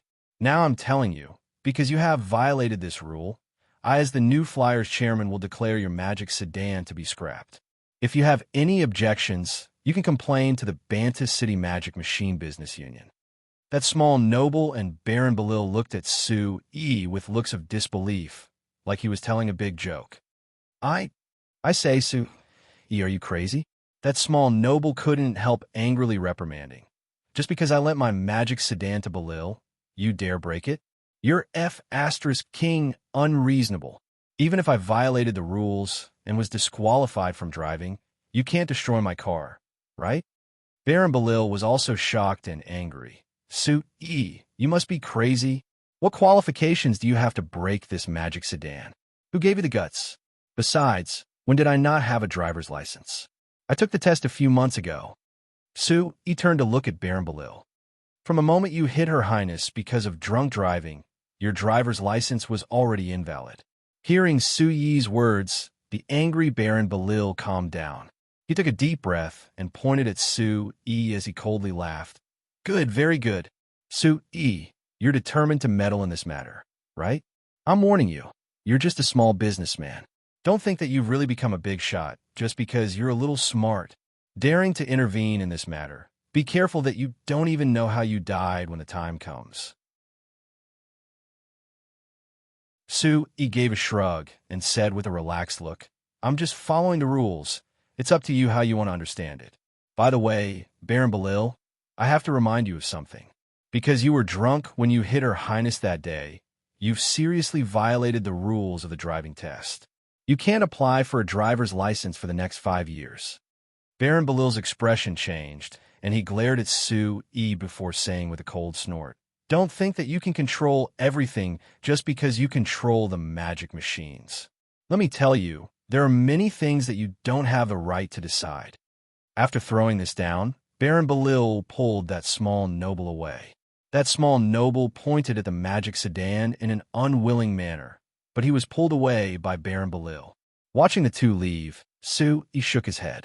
He turned to the City Lord's manor and saw a guard from the City Lord's manor quickly come out. After a while, Su Yi saw 70 again. Why did you do this? After looking at Su Yi for a while, 70 knitted her brows as she asked this in a soft voice. It's nothing. I just felt that Baron Belil was being arrogant in front of me, so I wasn't happy. Su Yi replied. 70 clearly didn't believe him. It's really just like this? It's just like this. Su Yi nodded with a serious look. When did you become a child? 70 rolled her eyes at Su Yi. Doing this in a fit of pique isn't your style. Su Yi revealed a faint smile. Steele said 2 days ago that I was acting like an old man, and she didn't like it, so I was trying to make myself look younger. Look, wouldn't doing this make people think that I'm impulsive because I'm young? Seeing Su Yi speaking nonsense with a serious look, 70 couldn't help laughing. After laughing for a bit, 70 looked at Su Yi and shook her head. She waved her hand and said with a sigh, All right, I don't know what you're thinking, but if you don't want to say it, I won't ask. I believe that you have your own ideas, but I have to remind you that forcefully taking away Baron Belil's face like this might be seen as a provocation by the Stag family. I think you need to be more careful. Su Yi gave a shrug. Anyway, the Stag family already didn't like me, right?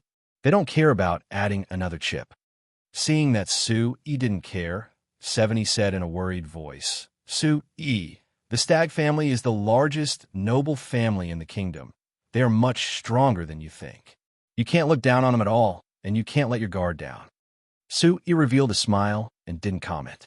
70 knit her brows and seriously said, Just treat it as listening to my advice. You have to be careful, understood? Seeing how serious 70 was, Su Yi naturally wouldn't reject her. He nodded and agreed with a serious look. The two looked at each other in silence for a bit before 70 said with a nod, All right, you can go back first. After doing this kind of thing, you must have many things to take care of. Remember, if you need any help, don't have any worries and come find me as soon as possible. Su Yi revealed a smile. Of course. In the end, 70, I'm venting for you. 70 revealed a smile. I understand. Hashtag. It was like the news of Su Yi smashing a magic sedan in front of the City Lord's manor had wings, quickly spreading through Bana City and the surrounding cities. In just a few days, it had appeared in all the newspapers in the Lampari Kingdom. In the newspapers that focused on the facts, they only focused on the description of the situation. They focused on what Su Yi had said to Baron Belil and the small noble named Pella. At most, They just extended it a bit, quoting the new flyer's rules for getting a driver's license. On the other hand, in those newspapers that mainly focused on gossip, there were all kinds of reports about this news. There were all kinds of strange things. These tabloids naturally talked about the grudge between Sue, E, and Baron Belil. Because there were some taboos that everyone understood, these tabloids didn't dare say that Sue E had a conflict with the Stag family because of his political views. They mainly used their ink to speculate on how Sue E had a grudge with Baron Belil. The more reliable ones speculated that Baron Belil had chased the new flyer out of his territory when he came to Banna City, creating a grudge between them.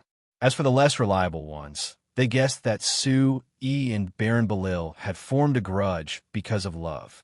The two of them liked a noble girl at the same time, creating an irreconcilable conflict. Baron Belil kept targeting Sue E and the new flyer, and Sue E finally couldn't take it anymore and exploded. As for who this noble girl was, it was left to the imagination of others. In short, because of the people and food involved in this matter, whether it was Sue E, Baron Belil who came from the Stag family, or Her Highness 70 who was related to this before, as well as the magic sedan, car accident, drunk driving, and driver's license that were all new to the citizens of the Lampury Kingdom. They all had strong news value. So no matter what newspaper it was, they all wildly reported on this matter. It could even be said that during this time, this matter had become the most talked about matter in the Lampury Kingdom.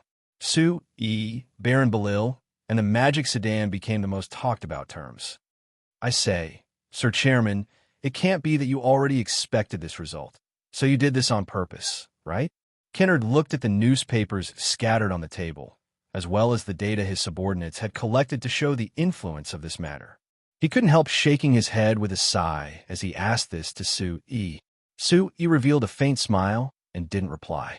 After this matter, there were countless people who were like 70 and Kennard, asking him why he did this. His answer was always, I just don't like Baron Belil. But there wasn't a single person who believed this answer to this day. Because no matter what, he was the Frestec Chamber of Commerce's chairman, and Baron Belil wasn't a small person. Even that small noble named Peral who was implicated couldn't be considered a small character that most citizens couldn't ignore. What happened between them, no matter how small it was, it couldn't be treated as a small matter. Not to mention that based on Suyi's personality and the way he did things, he definitely wasn't someone who would do this kind of impulsive thing. So countless people were guessing, just what kind of plan did Sue E have that he would do such a shocking thing?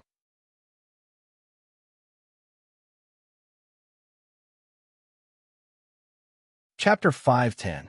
Kennard naturally didn't believe Sue E when he said that he just didn't like Baron Belil. He had been with Sue E for close to 2 years, so he knew that Sue E would consider things carefully before doing anything. He definitely wouldn't do something impulsive. This matter had such a large effect, so it was even more impossible for him to do it impulsively. Sue E must have his own considerations. However, the strangest thing about Sue E was that he didn't explain his true thoughts to anyone. Even when Kennard asked Steele in private, he didn't receive a true answer. This made Kennard very confused. But since Sue E insisted on not explaining, no one could do anything. Kennard thought about it and gave up this guess. He looked at the reports in his hand, and a trace of worry appeared in his eyes. All right, no matter what, based on the current situation, this matter is both good and bad for our new flyer. Oh, how is it good? What's the bad? Sue E asked. In short, is it good or bad? That depends on how you look at it. Kennard shook his head. The good thing is that because of this matter, our new flyer's name has been raised, and all the newspapers are advertising our magic sedan for free.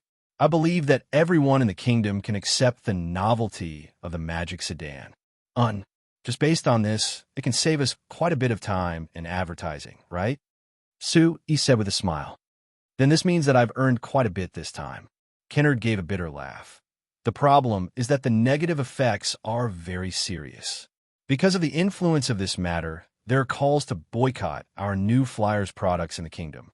There are already 13 cities that have announced that they refuse to sell any of our new flyer's products, as well as forcefully closing the sales outlets that our company has opened in those cities. On which cities? The first is Lauren City And then there's, Kennard said the names of the 13 cities, and Sue revealed a smile after hearing this. It really is as expected. They're all cities that stand on His Highness Eric's side. Sui thought about it before asking, what about Basaru's city? What kind of reaction was that? Also, why didn't I hear about Delacaton City? Kennard looked at Sue with a strange look.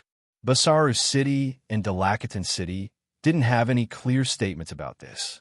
But there are people in Delacaton City who are targeting our Frestac Chamber of Commerce's products, deliberately destroying our Frestac Chamber of Commerce's household magic machines as a demonstration. As for Basaru's city, nothing happened at all. Very good. It seems like we found a reliable ally. Sui gave a satisfied nod.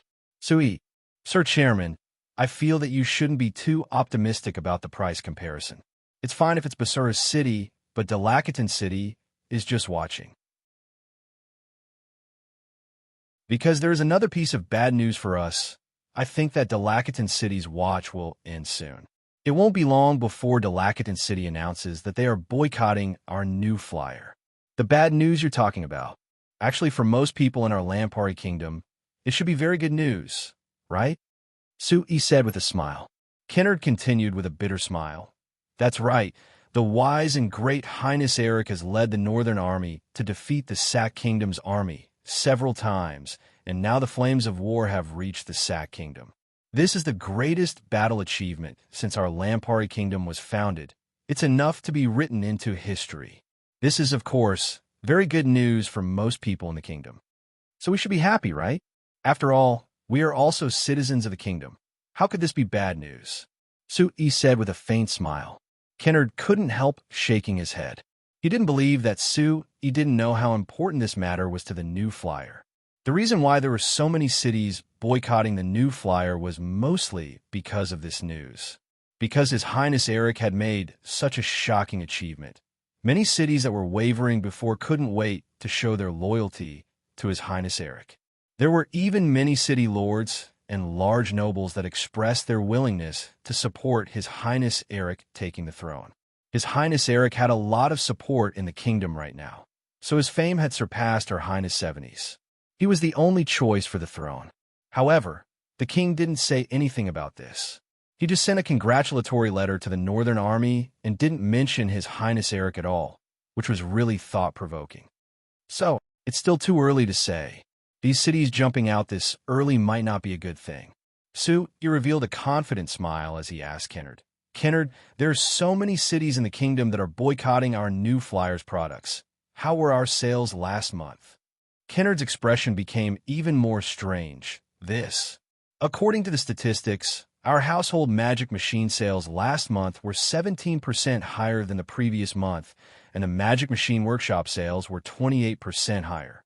It can be said that the situation is very good. Sui laughed. Look, there are still many smart people in this world. Those 13 cities can boycott if they want to, but since they want to live a backward life like before, then let them do as they please. Anyway, most people want to be like the people of Urbana City, living a new and convenient life. Kennard also revealed a smile. Sir Chairman, you're right. All right, this is something that we can't affect for now, so there's no need to worry about it. Let's do the proper things that we should do first. Sui stood up and thought about it before saying to Kennard, right, help me send a letter to Chairman Runst. Tell him that because there are so many cities boycotting our new flyer's products, he should consider pushing our new flyer's household magic machines from the Walmart Chamber of Commerce's shelves to avoid being affected. Kennard shook his head. Sir Chairman, you're too late. Actually, when many cities boycotted our new flyer's products, there were many people who charged into the Walmart Chamber of Commerce's stores to rob them.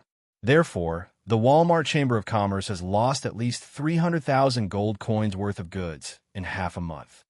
Sui had an apologetic look on his face. This means that they were implicated by us in the end? Please send my apologies to Chairman Runst. Kennard revealed a faint smile. This isn't anything. Since the Walmart Chamber of Commerce chose to cooperate with the new flyer, they should take the risk. Lord Father has already given clear instructions on this matter, asking Chairman Runst to properly take care of this matter and not affect our cooperation. That's good. Help me thank Emma and Marquis for understanding. After Sue said this, he nodded to Kennard and walked out of the CEO's office, heading into the depths of the falling rain valley. With the development of New Flyer, especially with the increasing demand for household magic machines, the New Flyer household magic machine department's factory couldn't meet the demand. Since the second half of last year, New Flyer had been moving the magic machine department's factories to the depths of the falling rain valley, leaving the parts close to the edge of the valley for the household magic machine department. Along with the magic machine department, there was also the Academy of Magic and the Magic Machine Development Center.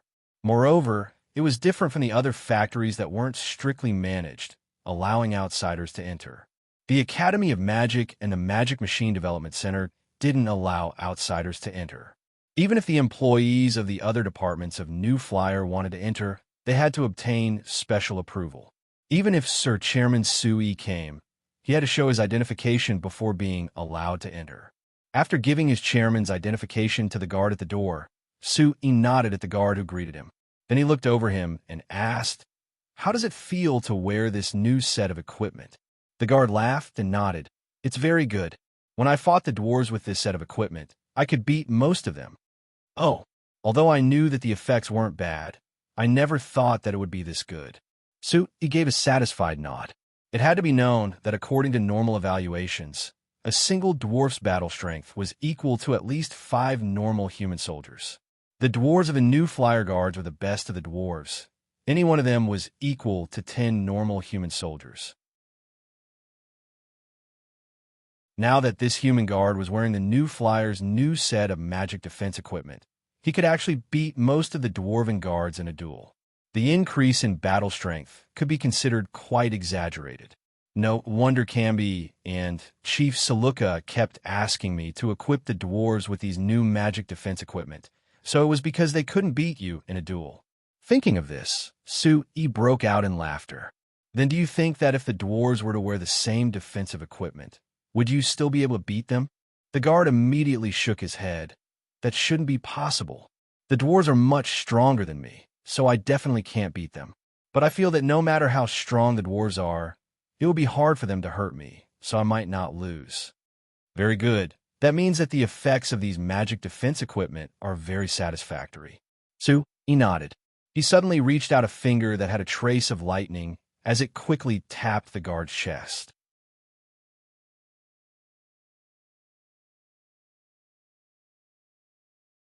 Chapter 511. The guard was surprised. He reflexively wanted to dodge, but after moving a bit, he forced himself to stop. Just like that, he was hit by Sui.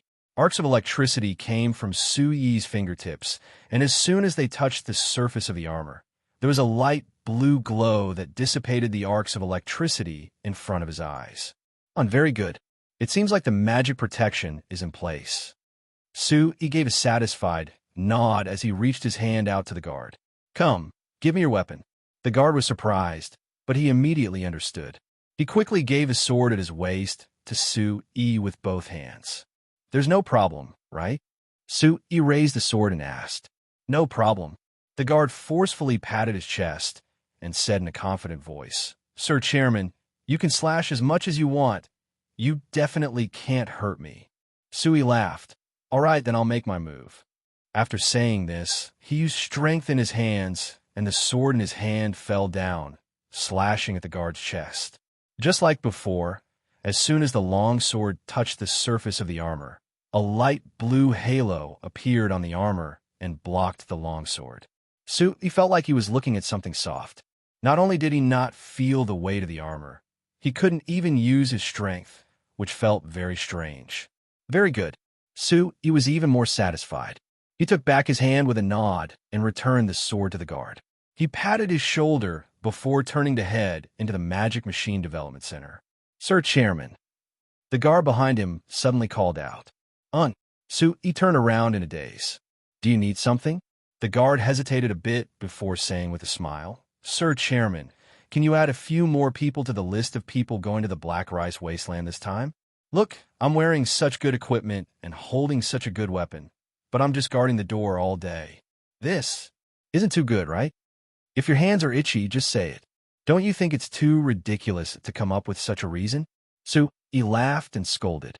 Let me tell you, the job of guarding the Magic Machine Development Center is very important. Letting you guard the gate means they trust you, so don't look down on this job. No, no, no. I'm not looking down on this job. It's just that it's not easy to get such good equipment. If we don't use it in actual combat, it'll be a waste. Don't you think so? The guard chuckled. You just want to go to the battlefield, don't you? He asked. The guard rubbed his head and chuckled, not denying it.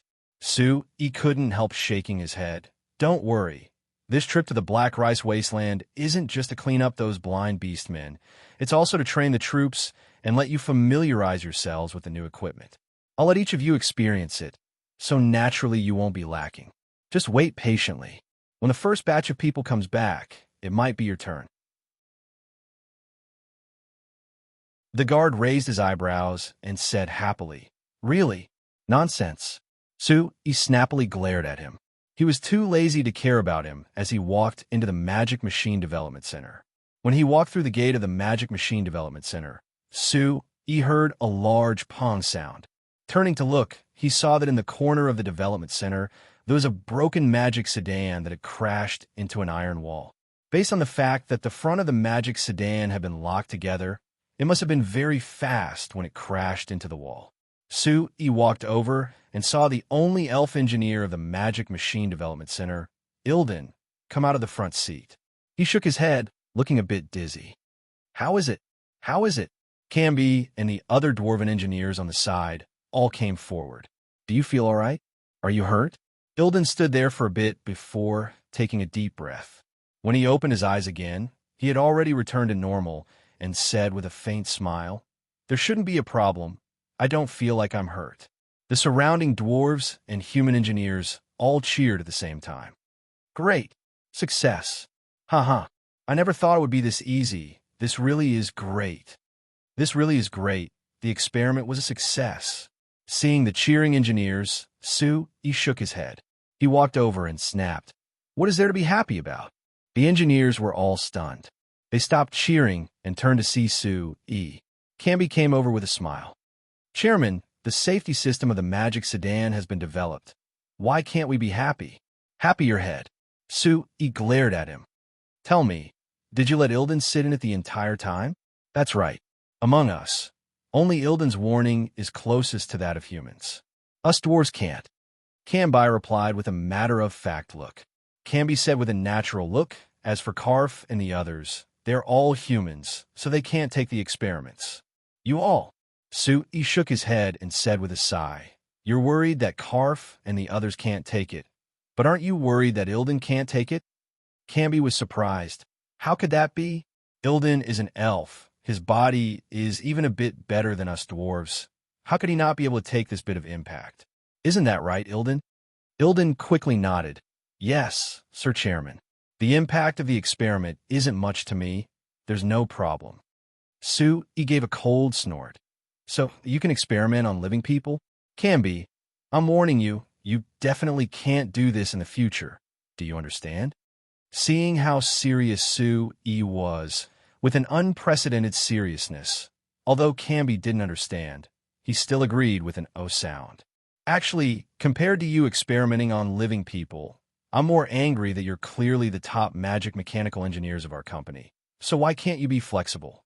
If you want to experiment, it isn't hard to make a fake person. So why do you have to let Ilden take the risk? He continued reprimanding him. If something happens to Ilden, will you take responsibility for the loss? Isn't there no accident? Camby muttered, but seeing Yi's sunken face, he tactfully didn't refute and just nodded. I know. I'll pay attention in the future. But Chairman, we can't get the most direct feeling from using a fake person. That's still better than experimenting on living people. This is something I definitely can't accept. Remember it for me. If I see you doing this in the future, do you believe that I won't be the first to hold you responsible as the manager of the Magic Machine Development Center? E angrily roared out. Seeing that E was this angry, including Camby, no one dared to refute him, as they all agreed. Seeing that everyone was finally honest, E calmed down a bit and said with a sigh, Camby, you have to remember, You engineers are more important to me than anything else. Losing any one of you is something I can't accept. So before doing any experiments, I've always requested that safety is the most important thing. Moreover, for this kind of experiment, you can have the Night Song Tribe's factory make several plastic dummies for you. Why do you have to personally do it? Because dummies can't give us the most direct feeling like Ilden. Camby scratched his head. Camby scratched his head.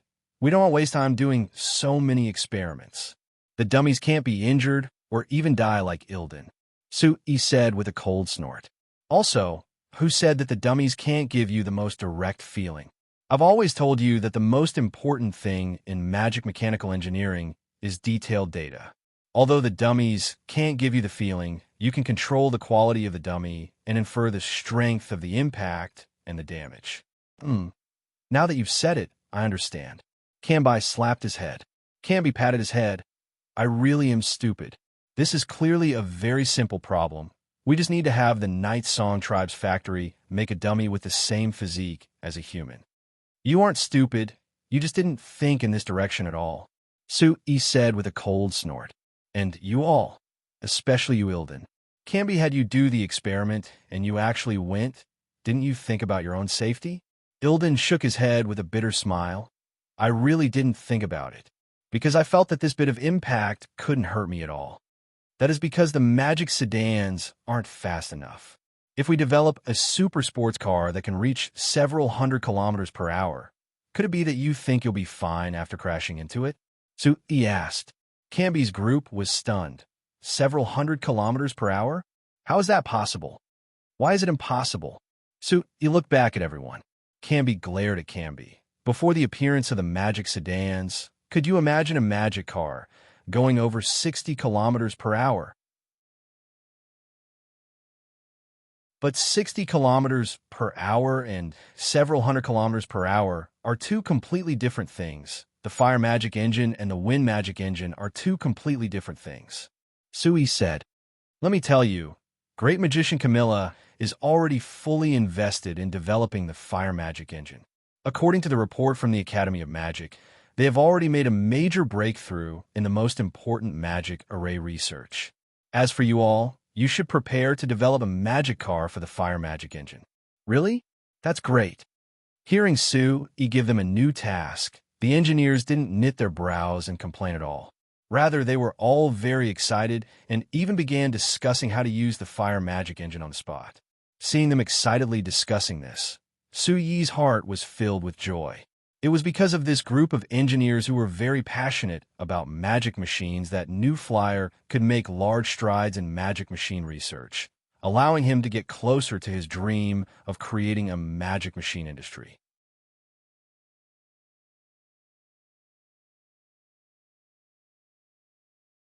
Chapter 512.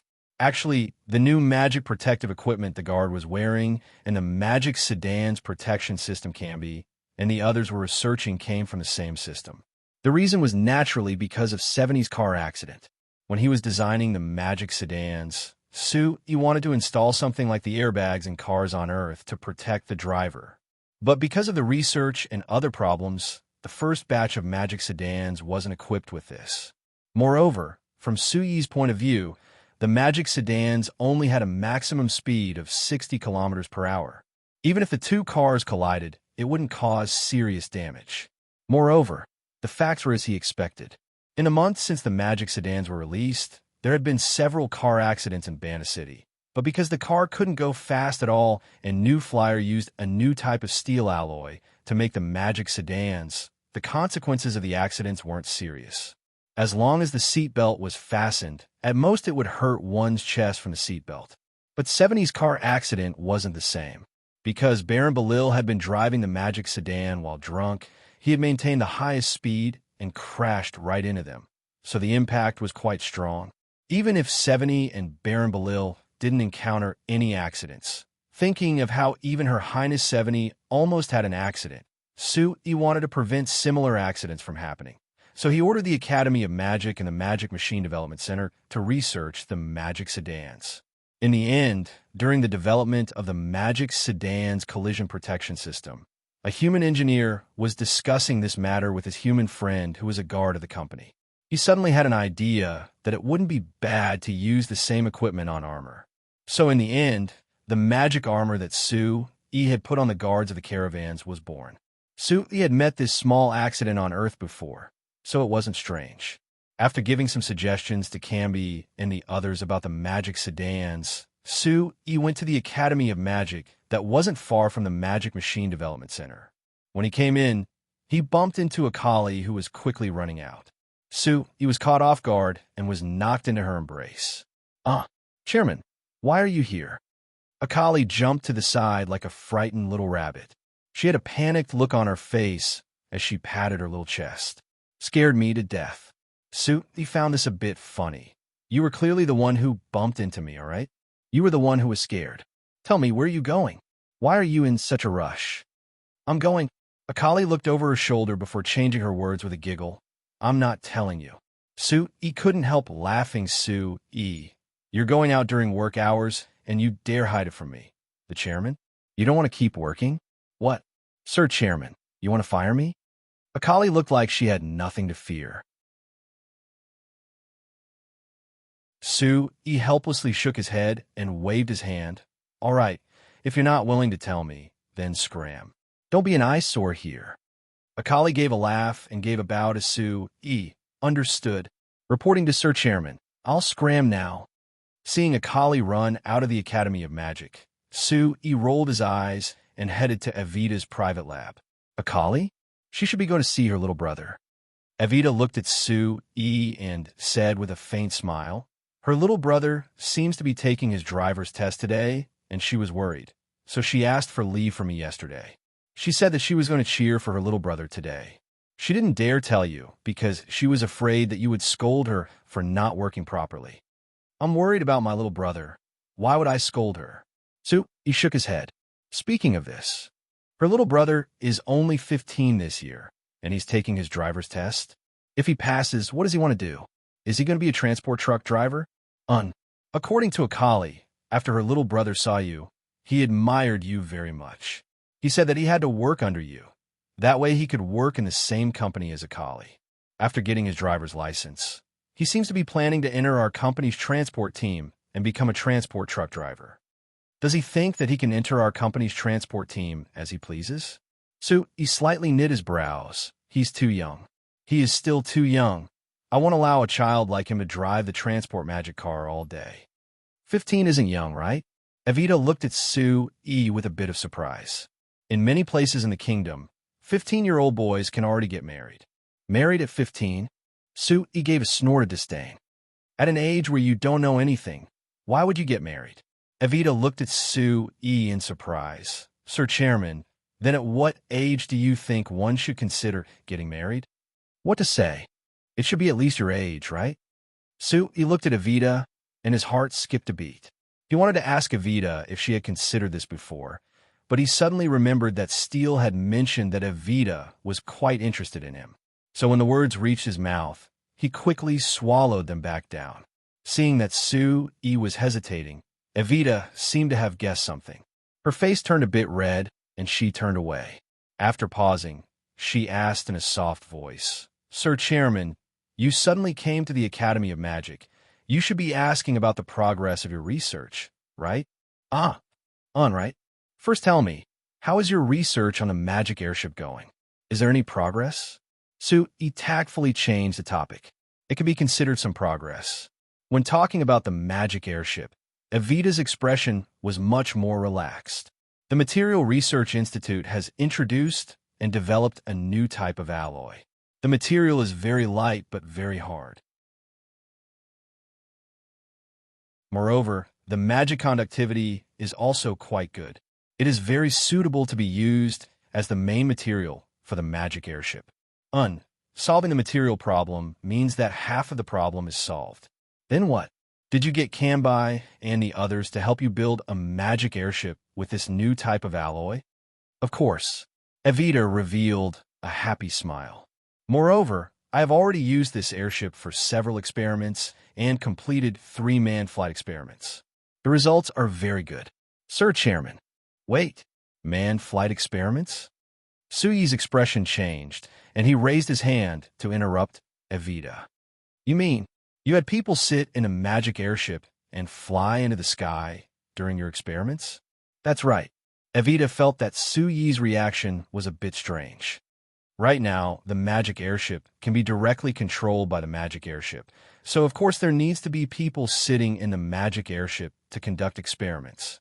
Su Yi knit his brows. He repeated what he saw at the Magic Machine Development Center and the reprimanding of Kanbai and the others. Remember, this is my bottom line. You can't easily use living people to conduct these dangerous experiments. Do you understand? Su Yi said to Evita with a serious look. Yes, I understand. Evita nodded. But when doing these experiments, I sat in the magic airship and personally conducted the experiments. Sir Chairman, you wouldn't think that with my level of magic, there would be any danger, right? You personally conducted the experiments? Su Yi was stunned. That's right. You also said that this experiment is very dangerous, so I can't be assured letting normal people do the experiments. I can't just grab magicians from the Research Institute to help, so I had to do it myself. Moreover, if I do the experiments myself, it's very convenient for me to collect data and solve problems. Evita said with a smile. If you went in yourself, it's still acceptable. Su Yi nodded. But Evita, even if you have the ability to fly, you still have to be careful. If something happens and you can't come out of the magic airship, it will still be dangerous. Understand. I've also installed magic protection devices in the magic airship, so even if there's a large impact, it can offset most of the impact. Moreover, I'm also considering installing the ejection seat you mentioned. It can directly eject people in a dangerous situation. Other than that, if it doesn't work, I can use magic to destroy the magic airship and escape. You really have thought this through. Su Yi praised. Not bad. Evita, your thoughts are much more careful than Kanbai's group. If those fellows in the research center were like you, I would be much less worried. Evita revealed a faint smile. But my research progress will be slower like this, which isn't a good thing. Whether it's slow or not is another matter. The most important thing is safety. Su Yi said with a serious look. You are all precious talents to me. I can't accept any injuries to any of you. As long as you're here, there is hope for any research results. So no matter what, you should first consider your own safety. After pausing, Su Yi's expression relaxed a bit as he said in a gentle voice, even if we don't talk about work, you are Steele's friend. We've known each other for this long, so we can be considered friends. I don't want anything to happen to you. Do you understand what I mean? Evita's expression changed. She opened her mouth, but she didn't say anything. She just lowered her head and gave an unsound. Su Yi didn't care about the change in Evita's expression. He looked around before asking, all right, other than the magic sedan and the magic airship, I want to ask about the progress of the other areas. Is there any good news? There are quite a few. Akali has made a breakthrough in the magic array resonance technology that she's in charge of. Not only has the resonance range increased to close to 1,000 meters, it has also increased the precision by quite a bit. She can also use the same magic array to resonate with 2 magic arrays at the same time. Oh, this is good news. But tell Akali for me that while she studies this technology, she should also study countermeasures. I don't want this technology to be broken by others, and we will fall into a passive situation. Really? Evita doubtfully looked at Su Yi, but she still nodded in response. Then other than Akali, what other good news is there? Su Yi asked. As for the other important research breakthroughs, they're mainly focused on great magician Camilla. Evita suddenly gave a laugh. Sir Chairman, speaking of safety, I feel that the one you should remind the most is great magician Camilla. Su Yi patted his forehead in frustration and waved his hand. You don't need to care about him. I can't do anything to him. Seeing Su Yi's helpless expression, Evita covered her mouth and secretly laughed.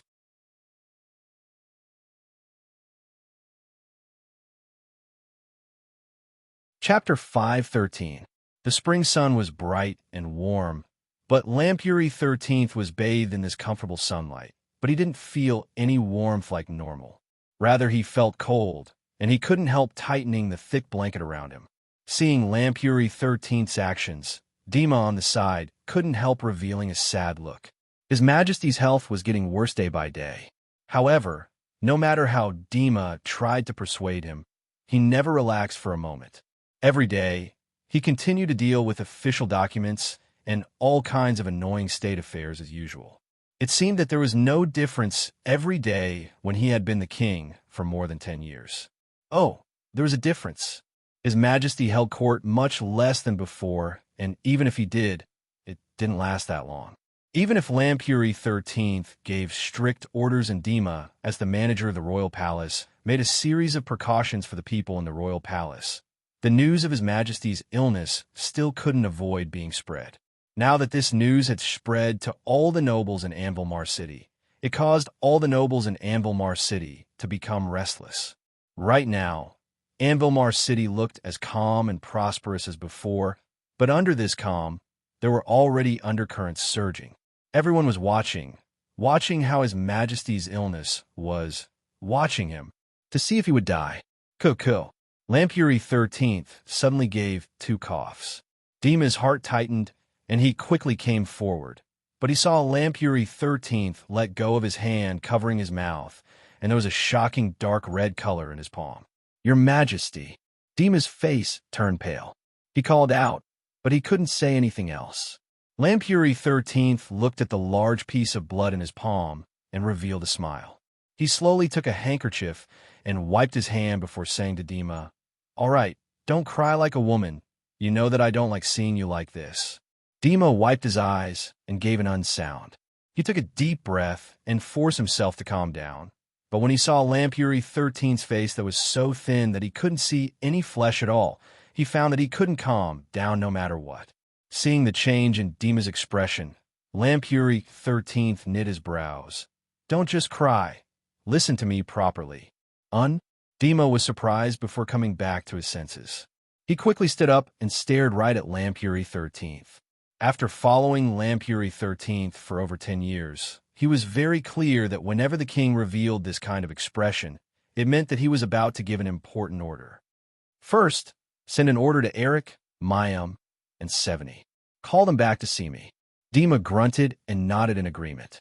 Then he thought that it was very likely that His Majesty the King thought that he didn't have much time left and wanted to call his 3 children to decide to tell them what to do after his death. Immediately, another wave of sadness came over him, and his eyes became blurry. "I told you not to just cry. Listen to my orders. There could be no mistakes." Lampuri XIII roared. Dima hurriedly wiped his eyes again and took a deep breath. His expression returned to normal. "Your Majesty, please give the order." This is more like it." Lampuri XIII gave a satisfied nod. "Second, give the order to Seoul City. Order Count Samo to strengthen the defenses of the border and prevent the Sak Kingdom's army from invading the northeast." Dima was surprised. The Sak Kingdom is already being suppressed by the Northern Army. How could they spare any effort to invade? Lampuri XIII gave a cold snort. "That idiot Eric can't see it, but can't you see it? If the Sak Kingdom was that easy to defeat, I would have taken care of them 10 years ago." Dima was silent. Although he suspected that the Sak Kingdom was acting, luring His Highness Eric to lead the Northern Army deep into the Sak Kingdom. Based on the news from the front lines, the Northern Army had already caused great damage to the Sak Kingdom's Hungry Wolf Regiment and had even invaded the Sak Kingdom's territory. Even if the Sak Kingdom wanted to act, they wouldn't act this realistically, right? If he continued to act, he would have to pay with his life. Third, order the kingdom's second army to head north and enter the Northwest Province. They will temporarily take over the defenses of the Northwest Province. Dima was scared by Lampuri XIII's third order. "Your Majesty, how can this be? If the second army also left, wouldn't that mean that Anvilmar City would only have the first army and the Royal Palace Guards? This force, if something happens to Anvilmar City, what should we do? Do you think something will happen to Anvilmar City?" Lampuri XIII looked at Dima with a gaze of deep meaning. "Of course, if you—" Dima suddenly stopped. "If I die, what will happen to Anvilmar City?" Lampuri XIII gave a cold laugh. Lampuri XIII gave a cold laugh. This isn't if, it's certain. There is no meaning in leaving the Second Army behind. Compared to this, the safety of the Northwest Province is more important. Your Majesty, do you have no confidence in His Highness Eric? Dima found this a bit strange. I'm not assured about the fellows behind him.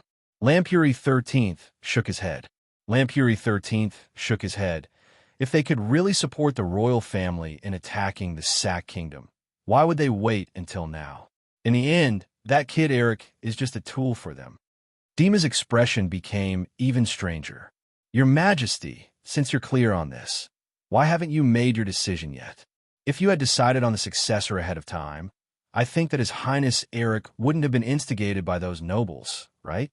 Lampuri 13th gave a deep sigh and turned to the northwest with a trace of helplessness in his eyes. Actually, I've already confirmed that among the three of them, only Seveni is the most suited to taking the throne. But Seveni's heart is too soft, and to take the throne, one's heart has to be hard enough. I haven't made a decision yet because I want to give Eric a chance, but he has disappointed me too much. Dima was silent for a bit before saying with a sigh, Actually, Your Majesty, if you could have clearly explained this to them, I don't think it would have reached this point. You're blaming me? Lampuri 13th looked at Dima and said with a faint smile, It seems like when a person is about to die, it's easiest to speak the truth and it's easiest to hear the truth. Dima, you've been with me for all these years, but this is your first time speaking to me directly. Dima gave a bitter laugh and shook his head. Anyway, I'm about to die. What is there to not dare say? Oh, Lampuri 13th was a bit surprised. Why are you about to die? Isn't your body still very good? Dima looked at Lampuri 13th with a complicated look, because I've already decided that as long as Your Majesty leaves this world, I will follow you. Lampuri 13th silently looked at Dima for a while before revealing a smile. Good. It's not bad to have someone to accompany me. Dima also revealed a smile. After a while, he asked Lampuri 13th in a relaxed voice, Your Majesty, this means that since you summoned the two princes and Her Highness Seveni, you must have already decided on the successor and are prepared to announce it? Perhaps it was because of Dima's attitude, but Lampuri 13th didn't hide anything and gave a straightforward nod.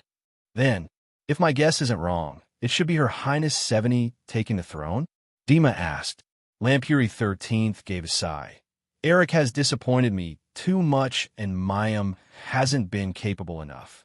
Although Seveni's heart is soft, there is no problem with her abilities.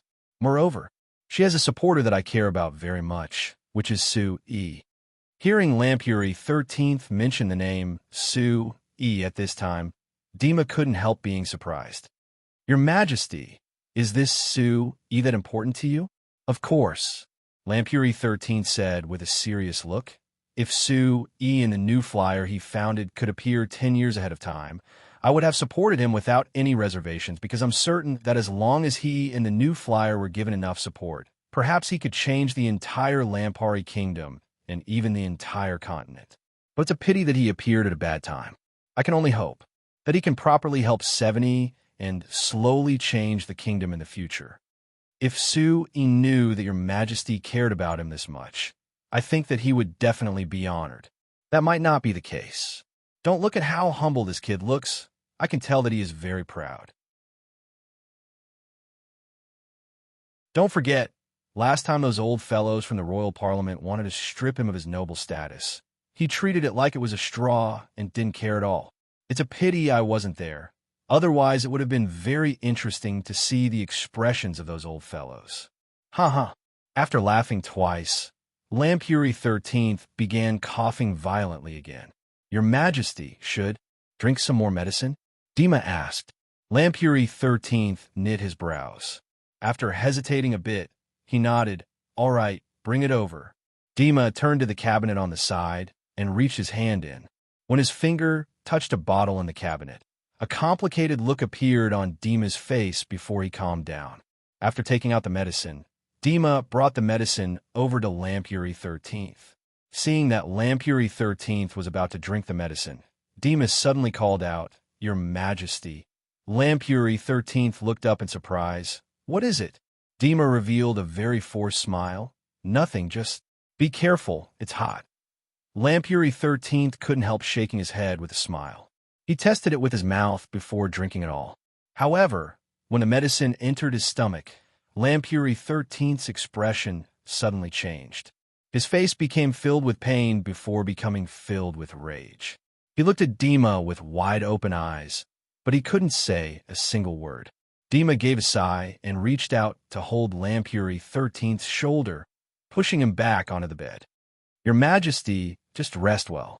Seeing Lampuri 13th's angry eyes, Dima turned his head and avoided his gaze.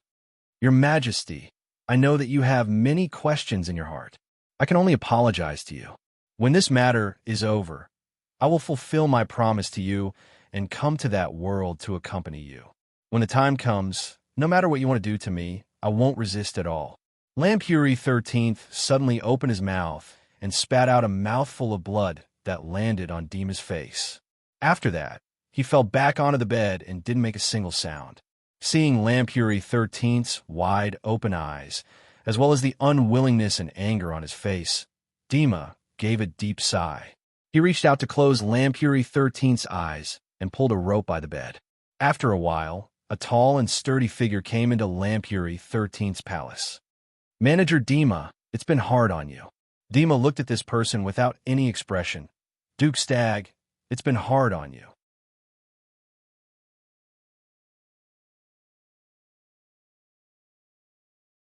Chapter 514. The head of the Hungry Wolf Army. Sharon? Linear stood on a tall hill and looked at the distant plains in shock. A group of black dots were slowly moving with a face full of disbelief. He stared at the black dots for a while before swallowing a mouthful of saliva and turning to the army's chief of staff, Ivy Joao. Joao asked, should we chase after them? Chief of Staff Joao firmly shook his head. We can't. Although the Northern Army's formation doesn't look good and they're retreating a bit loosely, their overall strength is still intact. If we rush over and fight them head-on, we might not be able to gain an advantage. Moreover, we can't be sure if this is a trap set up by them. Bullsh *T trap. Linear waved his arm vigorously. That idiot prince has been led by the nose by us since the start of the battle. His command is just a pile of shit. How could he know how to set up a trap? If he had the ability, how could we have lured him here so easily? Then how do you explain why he chose to retreat at this time? Chief of Staff Joao pointed at the black dots that represented the Lampari Kingdom's Northern Army. They only need to push forward 2 kilometers and they will fall into our encirclement. But he chose to retreat at this distance. We can't just stay here and chase after them. In my opinion, this is so smart that it's like they are toying with us. Fuck. Linear cursed. He looked at the Northern Army that was slowly retreating, but he didn't give the order to give chase. Just like Joao said, the Northern Army suddenly chose to retreat at this time and distance, making him feel a trace of vigilance. If this was because the Northern Army had seen through the trap they had set up after a month of time, it meant that His Highness Eric wasn't as stupid as they thought, but rather a smart commander. If they really chased after them, they might fall into a trap set up by the other side. Thinking of this, Linear couldn't help cursing again with a strong sense of unwillingness in his heart. This time, he had spent more than a month on this plan and had paid a great price. This made him, the commander of the Hungry Wolf Regiment, who was always defeated, feel endless pressure. However, now that he was about to succeed, he had to watch the fat meat in his mouth slip away. How could he be willing to accept this? But as an army general, he knew that he would pay a painful price for being impulsive. No matter how unwilling he was, he could only suppress the impulse in his heart. Looking fiercely at the Northern Army in the distance, Linear snorted and turned around with a face full of anger. If he kept watching, he might not be able to stop himself from giving the order. Seeing Linear's reaction, Joao shook his head with a bitter smile as his heart was filled with helplessness. He also looked at the Northern Army in the distance and followed Linear down the hill. He had just walked halfway when a horse galloped towards him from afar. Hearing the sounds of horse hooves, Linear was furious. Which bastard is this? Don't you know that I've already given the order to keep quiet? Pull him down and cut him down. Joao frowned and looked up. He quickly stopped Linear's personal guard who was about to charge out. It seems to be a horse from the Military Intelligence Department. It should be a messenger from the Military Intelligence Department. Military Intelligence Department? What's the point of coming here? Linear snorted heavily, but he didn't order his personal guards to continue. Instead, he stopped and coldly watched the fast horse approach. A moment later, the horse ran up the hill and stopped in front of Linear and Joao. A robust young soldier wearing the insignia of the Military Intelligence Department jumped down. Greetings, Army General. This is the latest report from the Military Intelligence Department. Please take a look. Linear snorted, but didn't reach out his hand.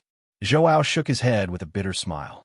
He knew that Linear was venting his anger on the Military Intelligence Department because of the failure of the ambush, so he naturally wouldn't pay attention to this messenger. He took the report from the messenger and opened it. He was stunned for a moment before his eyes lit up. Linear, quickly look. Good news. This is great news. What good news is there now? Linear snorted and didn't believe it. Great news? Let me see. Linear took the report from Joao, and, after glancing through it, he was immediately stunned. A moment later, he suddenly turned and ran towards the top of the hill. Looking at the northern army that was about to disappear into the horizon, Linear stomped his foot and sighed. Damn it! This trashy Prince Eric didn't see through our trap at all. We missed a great opportunity. Joao followed from behind with a face full of smiles. He patted Linear's shoulder and said with a smile, It's fine if we missed it. We just need to wait for a good show. Isn't it better if we can get rid of these fellows without having to do anything? I still prefer to get rid of them myself. Linear glared at Joao before looking at the report in his hand. He looked into the distance where the Lampuri Kingdom's northern army was retreating before he suddenly broke out in laughter. But you're right. Watching them fight like dogs makes me happy. Ha. There was a dangerous smile that appeared on Joao's face. Of course, we can't just watch. When it's necessary, we still have to help them. Hashtag, the silver-white magic sedan screeched as it came to a stop in front of the City Lord's manor. Sui opened the door and came out. He looked at the City Lord's manor that wasn't considered the tallest building in Banda City, and he couldn't help giving a sigh. According to the plan, he should have appeared on the Black Rice Wasteland with Chairman Cruz and the others, holding a ceremony for the guards of the 4 companies. They would be heading into the depths of the Black Rice Wasteland to clean up the blind beastmen. But when he met Chairman Cruz of the Valar tribe, he had received a shocking piece of news. He had immediately rushed back as fast as he could without stopping. Looking at the giant white rose hanging outside the City Lord's manor, Sui gave another deep sigh. Your Majesty, you really don't know how to pick a time. Looking at the quiet City Lord's manor that was completely different from normal, Sui shook his head and walked into the City Lord's manor. After entering the City Lord's manor, the staff members of the City Lord's manor all had serious expressions. Even when they saw Sui, they didn't greet him as warmly as normal. Rather, they just gave a nod before quickly leaving. Feeling the incomparably serious atmosphere in the City Lord's manor, Sui slightly knit his brows and quickly headed to the City Lord's office. Opening the door with a creak, Sui saw 70 standing in front of the window, looking out. The City Lord's manor was very big, and the windows were also very big. 70's slender figure was standing in front of the window, and her back seemed very weak. Normally, Sui naturally wouldn't feel this, but at this moment, he could clearly feel the deep sadness and loneliness from this back. Sui felt emotional. Even someone like him, who was a bit thick-skinned, could feel these emotions. So it could be seen how 70 was feeling right now. I've said it before, let me be alone for a bit. Hearing someone open the door, 70 didn't turn around and just spoke in a soft voice. Her tone sounded very calm, but it had lost the usual comforting and warm feeling that it gave people. Sui, of course, didn't go out and took 2 steps forward. Hearing the footsteps, 70 turned around and slightly knit her brows. She was about to reprimand the person who came, But when she saw that it was Su-yi, she was stunned. Why is it you? Of course it's me. Su-yi seriously looked at 70 and found that she was also very calm. There weren't any fluctuations in her eyes, and she didn't seem that different from normal. However, only people like Su-yi who often interacted with 70 knew that no matter what the situation was, 70 would always have a faint smile on her face. It made people feel warm when they saw her because she always gave people a warm feeling. But now 70 had completely lost her smile. She was like a pool of stagnant water, calm and deathly still. Are you also here to persuade me? Seeing that Su-yi didn't say anything, 70 asked this. Persuade you what? Su-yi was surprised. Of course it's persuading me to fight for the throne with Big Brother. Otherwise what? 70 had a bitter smile on her lips. Su-yi, you worked so hard to support me before. Wasn't it because I had hopes of taking the throne? That way I could provide the best help to your new flyer and make the new flyer stronger? Su-yi deeply knit his brows. Perhaps you're right, but 70, I have to seriously tell you that for the current you, this is a small matter that isn't important. Small matter? Not important? 70 looked at Su-yi in surprise before shaking her head. No, you must be lying to me. How could this be a small matter? How could it not be important? This is the most important matter for countless people. You won't be an exception. I don't know how many people have talked to you about this in the past few days, but I didn't come looking for you to talk about this unimportant matter. Su-yi slowly shook his head. Oh, then what did you come looking for me for? 70 had a taunting smile on her face. You want to tell me that since Big Brother has taken the throne, for the stability of the kingdom, you want to persuade me to give up and support him together? Someone said this to you? Su-yi was a bit surprised before saying with a cold snort, Tell them that they are just bullshitting. 70 gave a sigh and shook her head. All right, then Su-yi, why did you come looking for me? Su-yi looked at 70 for a while before asking with a serious expression. I just wanted to ask you, 70, are you crying?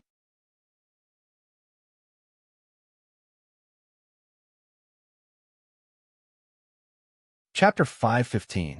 70 was surprised. Why are you asking this? Su-yi spread his hands. Isn't this a very normal question? When encountering this kind of thing, I feel that crying is a normal reaction, and it's natural, isn't it? Moreover, normally speaking, crying can vent the emotions in one's heart, so it's good for people.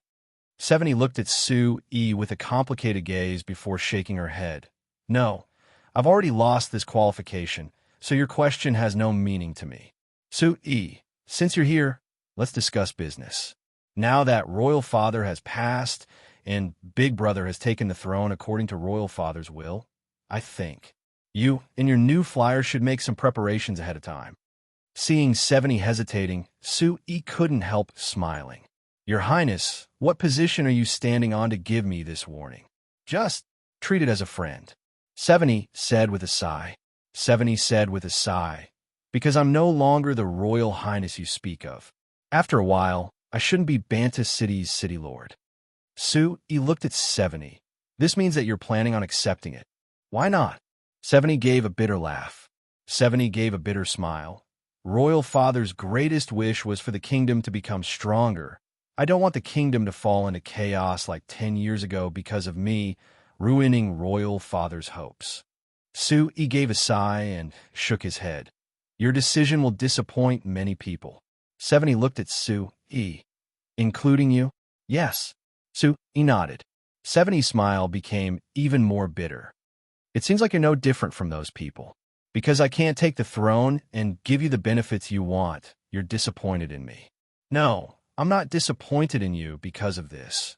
Rather, I'm disappointed in your stupidity. Su-yi said. Hearing Su-yi's direct evaluation, 70 couldn't help being surprised as she narrowed her eyes. Stupidity? Perhaps. But compared to your expectations, I feel that this decision is the one that will live up to Father's expectations the least. Since Royal Father has already chosen Big Brother, then of course I should support him and not let the kingdom fall into turmoil right after Royal Father passed away. I understand your thoughts, but I still have to say, this idea is very stupid, Su-yi said bluntly. 70. let's not talk about the questions hidden in His Majesty's will. Do you really think that His Highness Eric taking the throne is good for the Lampari kingdom?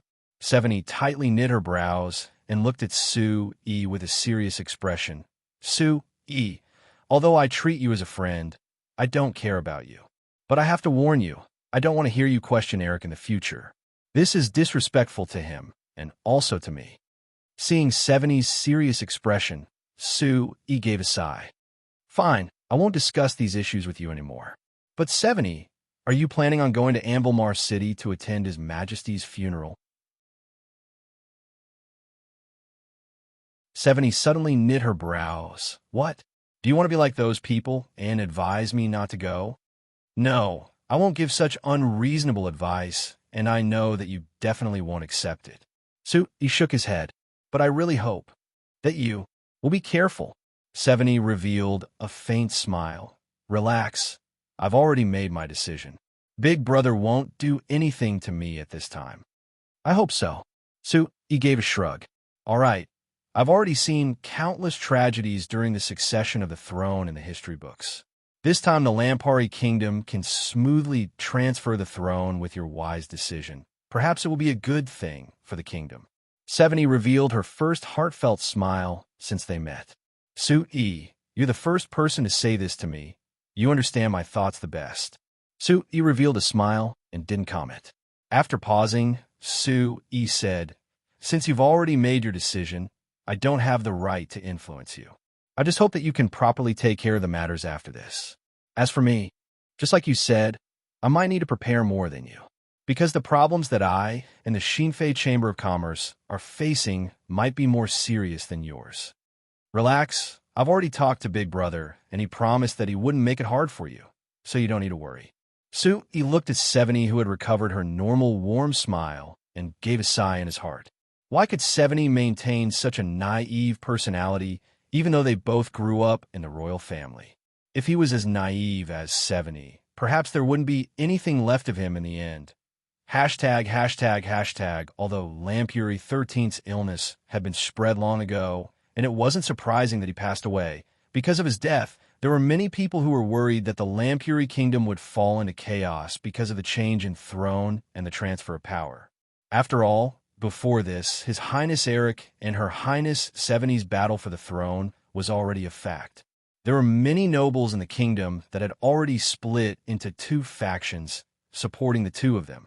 Now that Lampuri 13th had suddenly passed away, everyone was worried that in order to fight for the throne, there would be a fight between the two factions that supported the two of them, and there might even be a civil war. However, all these worries had disappeared because of a public statement from Her Highness 70. In this public statement in the Bandit Times, Her Highness 70 firmly supported Lampuri 13th, while supporting His Highness Eric to take the throne. She also said that she would immediately resign from the position of Bandit City's city lord.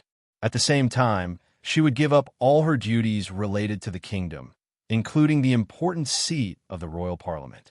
After this public statement, Her Highness 70 did what she said in the statement. After this public statement, Her Highness 70 only appeared in front of the public at Lampuri 13th's funeral before disappearing in front of everyone. There was no more news about her. Because of Her Highness 70's actions and adding in His Highness Mayam's statement, His Highness Eric followed Lampuri 13th's will and smoothly took the throne. He officially became the new king of the Lampari kingdom, and the worries of civil strife in the Lampari kingdom disappeared. To everyone, this was without a doubt a very good situation. Being able to smoothly take over the throne was without a doubt the best news for the Lampari kingdom. Without civil strife, with the Lampari kingdom's current development speed, they would quickly develop and become a truly powerful kingdom. Hashtag, it had been 3 months since the previous king Lampuri 13th's funeral. Bandit City had already broken away from the sadness and panic that filled the air and was covered in the heat of early summer. The entire city was filled with steam. Although Bandit City had a new city lord and Her Highness 70 had been city lord for even less than Count Stag, not even a year, In these few months, the new city lord didn't do what everyone in Bana City was worried about. Like Count Stag, the new city lord didn't do what Count Stag did, suppressing commerce and promoting agriculture. So Banta City was as lively as before. It was even more lively than before Lampuri 13th's death. Seeing that it was close to summer for household magic machines, it was the best-selling season of the year. The various household magic machine companies in Bana City were already working hard to advertise their household magic machines. Among them, there were many brands of magic fans. Other than the Shinfei brand magic fan that everyone paid attention to, there were already 17 brands of magic fans in Bana City. Because the magic fan was the earliest product the Frestec Chamber of Commerce transferred technology to, and adding in the fact that the magic fan's technology wasn't that high after several years of development, whether it was in terms of quality or performance, the other brands of magic fans weren't that different from the Frestec brand magic fan. Adding in the fact that the price was much lower than the Shinfei brand magic fan, the sales of these magic fans weren't bad. Perhaps it couldn't be seen in Bana City, but outside of Banda City and the surrounding cities, the other brands of magic fans had already begun to steal quite a bit of the market. They were gradually able to compete with the Shinfei brand magic fan. Other than the magic fans, there were many companies that began developing magic air conditioners, magic freezers, magic refrigerators, and other household magic machines that were suited for summer using the technology transferred from the new flyer. Even if in terms of household magic machines, the products of the other companies couldn't compare to the products of the new flyer, because of their low prices, they still obtained a certain market in other places. So although it was already summer, the factories of the large companies in Bana City were all working at full force, producing all kinds of household magic machines. On the roads connecting Bana City, there were always large amounts of transport magic machines and transport horse carriages that hadn't been replaced yet. No matter which carriage it was, they were all filled with various kinds of goods. From Bana City, they were transported to various places in the Lampari Kingdom and even to places outside of the Lampari Kingdom. For example, the Principality of Constantine, the Drake Duchy, the Rudsun Duchy, and even the Sac Kingdom. Other than the Fersen Carriage Company being responsible for land transport, because of the opening of the Senglang Canal, Banta City's river transport was becoming more and more developed. The Porter Chamber of Commerce already had 34 large transport ships and 73 medium and small transport ships. Because it was easy to load them, they were very welcomed by the large companies of Bana City. These 107 transport ships were filled with goods every day, passing through the Senglang Canal. They passed through the Sandy River and the Rum River, the two most important rivers of the Lampari Kingdom, transporting the goods to the cities connected to the rivers. If Royal Father could see this prosperous scene, I think he would definitely be very happy. A sigh came from the bank of the Sandy River not far from Bana City.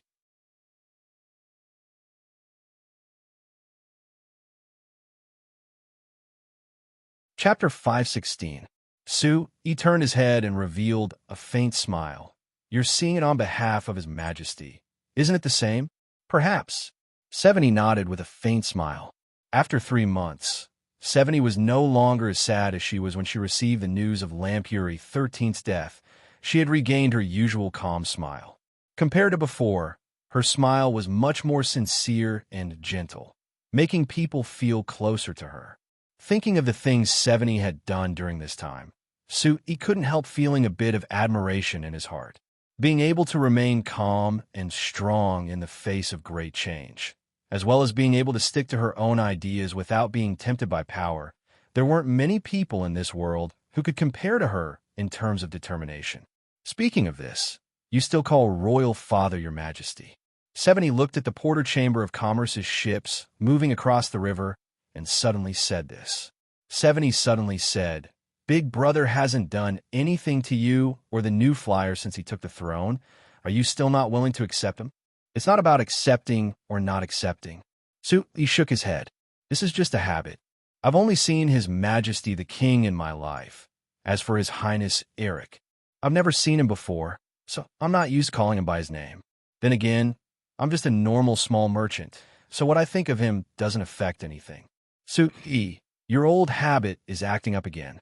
70 revealed a naughty smile as she reached out to point at Sue E. Don't always look down on yourself. You're saying you're just a normal small merchant? There might not be a second person in the kingdom who would believe that other than you. If someone who can influence the decisions of half the cities in the kingdom is just a small merchant, then what are the other merchants in the kingdom? Your Highness, don't tease me.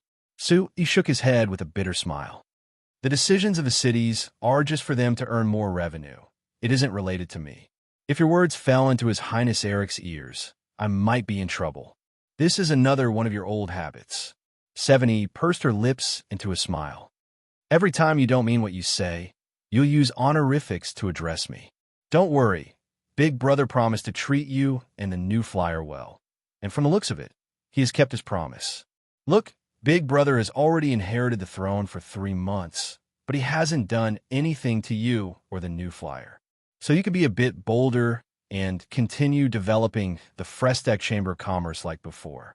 Sue E looked at 70. Are you here to persuade His Highness Eric? No, I'm here to persuade the Lampari Kingdom.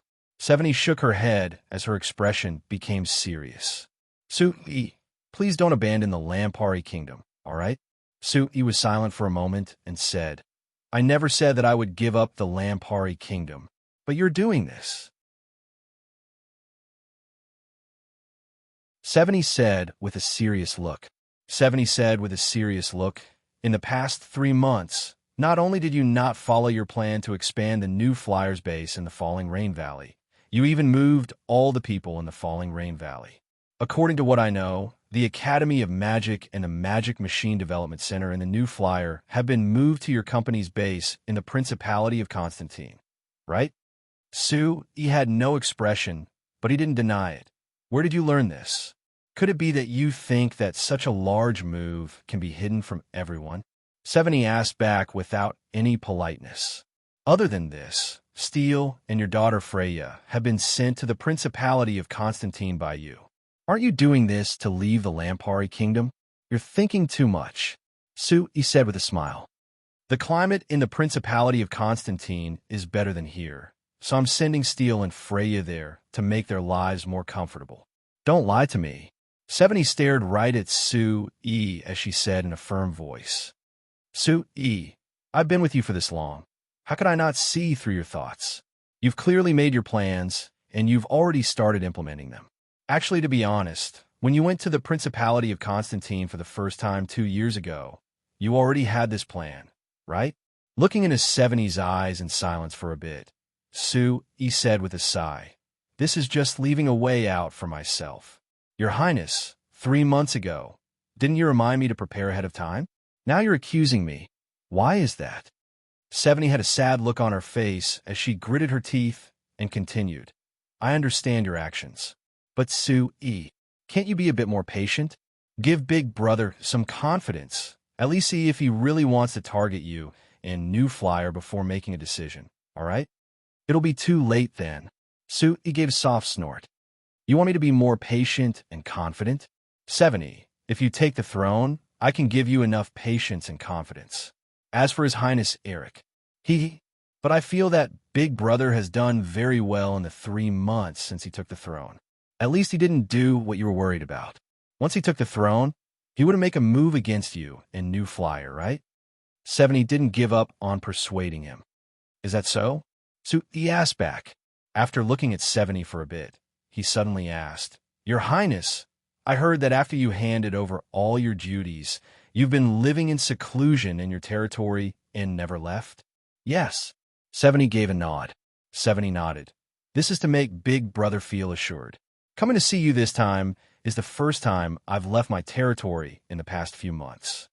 Did His Highness Eric ask you to persuade me? So he asked. No, this is my own decision. Big Brother just told me the situation. 70 replied. Then it's no different from him asking you out. Suti gave a shrug. Looks like His Highness, Prince Eric, knows your personality quite well. All right. No matter what reason you have for coming to see me, you've been living in seclusion in your territory for the past few months, so you don't understand the situation outside at all. What? Is there something strange? 70 was a bit doubtful. I didn't see anything strange on the way here. Rather, after coming to Banta City, I saw that Banta City was even more prosperous compared to before, which made me very happy. Of course, you can't see it on the surface, but as for the truth, I'll give an example. 70. Do you know that Banta City's company policy has been adjusted recently? Adjust the business tax? 70 slightly knit her brows. 70 slightly knit her brows. How was it adjusted? Was it adjusted lower or higher? What do you think? So, he gave a cold laugh. Just 6 days ago, the City Lord Manor announced the new business tax standards for Banta City. According to this standard, including our new flyer, all magic machine companies will be classified as new industries and enjoy the new business tax standards. Specifically, it's a special tax on magic machines, ranging from 5% to 8%. Extra taxes? 70 knit her brows even more. 70 knit her brows. The previous business tax hasn't changed? No, the previous business tax has also been increased. Take our Frestec Chamber of Commerce as an example.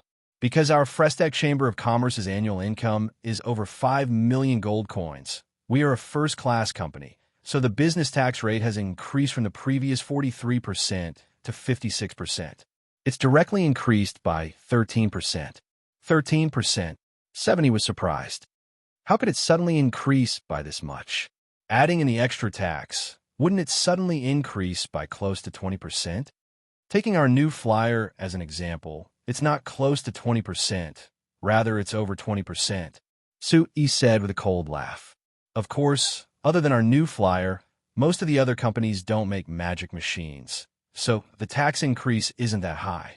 The Amsterdam Chamber of Commerce has only increased it by around 17%. This is too crazy. Hearing the numbers Su-yi gave, 70's face sunk.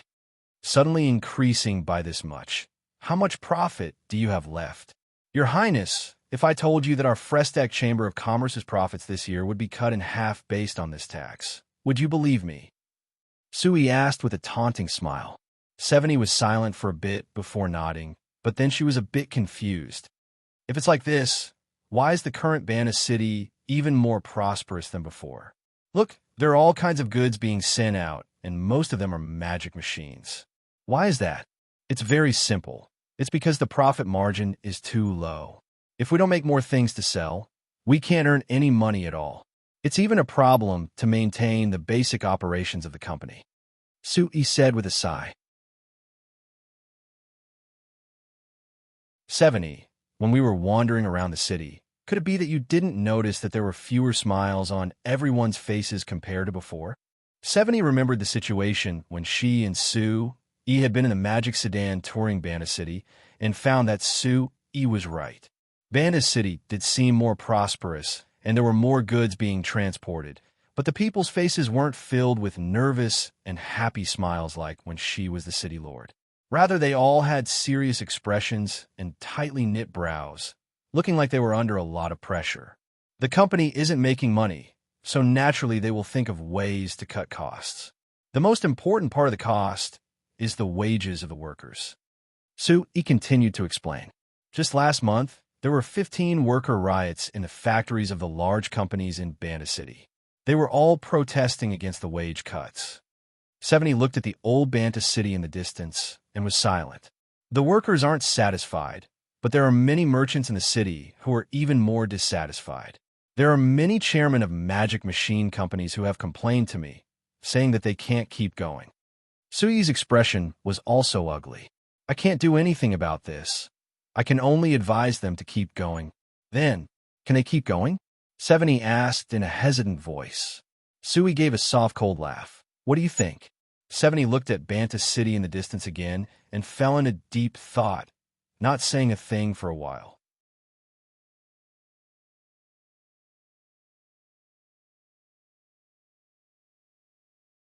Chapter 517. When His Highness Eric took over as king, there were many people in Banta City who couldn't help feeling a bit panicked. Her Highness 70 was the city lord of Banta City, so Banta City could be considered 70's back garden. It was her loyal supporter and shield. Now that His Highness Eric had taken the throne, according to convention, he would take care of the previous situation. A city like Banta City that supported Her Highness 70 would definitely be targeted by His Highness Eric. Of all the companies in Banta City, the one that worried people the most was naturally the New Flyer. The relationship between the New Flyer and Her Highness 70 was the closest in Banta City. The chairman Sui was a firm supporter of Her Highness 70 and had rejected His Highness Eric's recruitment many times. He had almost completely broken off relations with His Highness Eric before. To everyone, the New Flyer was without a doubt a thorn in His Highness Eric's side. Once he took the throne, the New Flyer definitely wouldn't be able to escape the fate of being taken care of. It was because of this worry that even Sui had to make plans ahead of time. He was forced to stop the development of the falling Rain Valley and move some of the most precious resources of the New Flyer to the base in the Principality of Constantine, guarding against His Highness Eric's attacks. But the facts exceeded everyone's expectations. After His Highness Eric took the throne, he didn't do anything excessive to Banta City. Not only did he not attack the New Flyer like everyone expected, he even made a special announcement, praising the New Flyer's contributions to Banta City's development. This had shocked everyone's jaws. Moreover, although the new Banta City lord who took over for 70 was King Eric. All right, he should be called King Eric now. After coming to Banta City, he was very friendly to Sui and the New Flyer. He wasn't like Count Stag, who targeted the New Flyer as soon as he became the city lord. Other than this, the new city lord expressed that he would continue supporting the development of Banta City's magic machine industry. He was itching for the good foundation Her Highness 70 had laid, turning Banta City into a prosperous city that could become a model for the Lampari Kingdom. Everyone was confused by the attitude of King Eric and the new city lord. His Majesty Eric. Just what was he thinking? Regarding this question, King Eric had made a clear statement in an interview with the Lampari Weekly. He said in this interview that he was just a normal prince before, because he was fighting for the throne with Her Highness 70. Naturally, he would treat the New Flyer, who was a firm supporter of 70, as an enemy. So, of course, he would target them.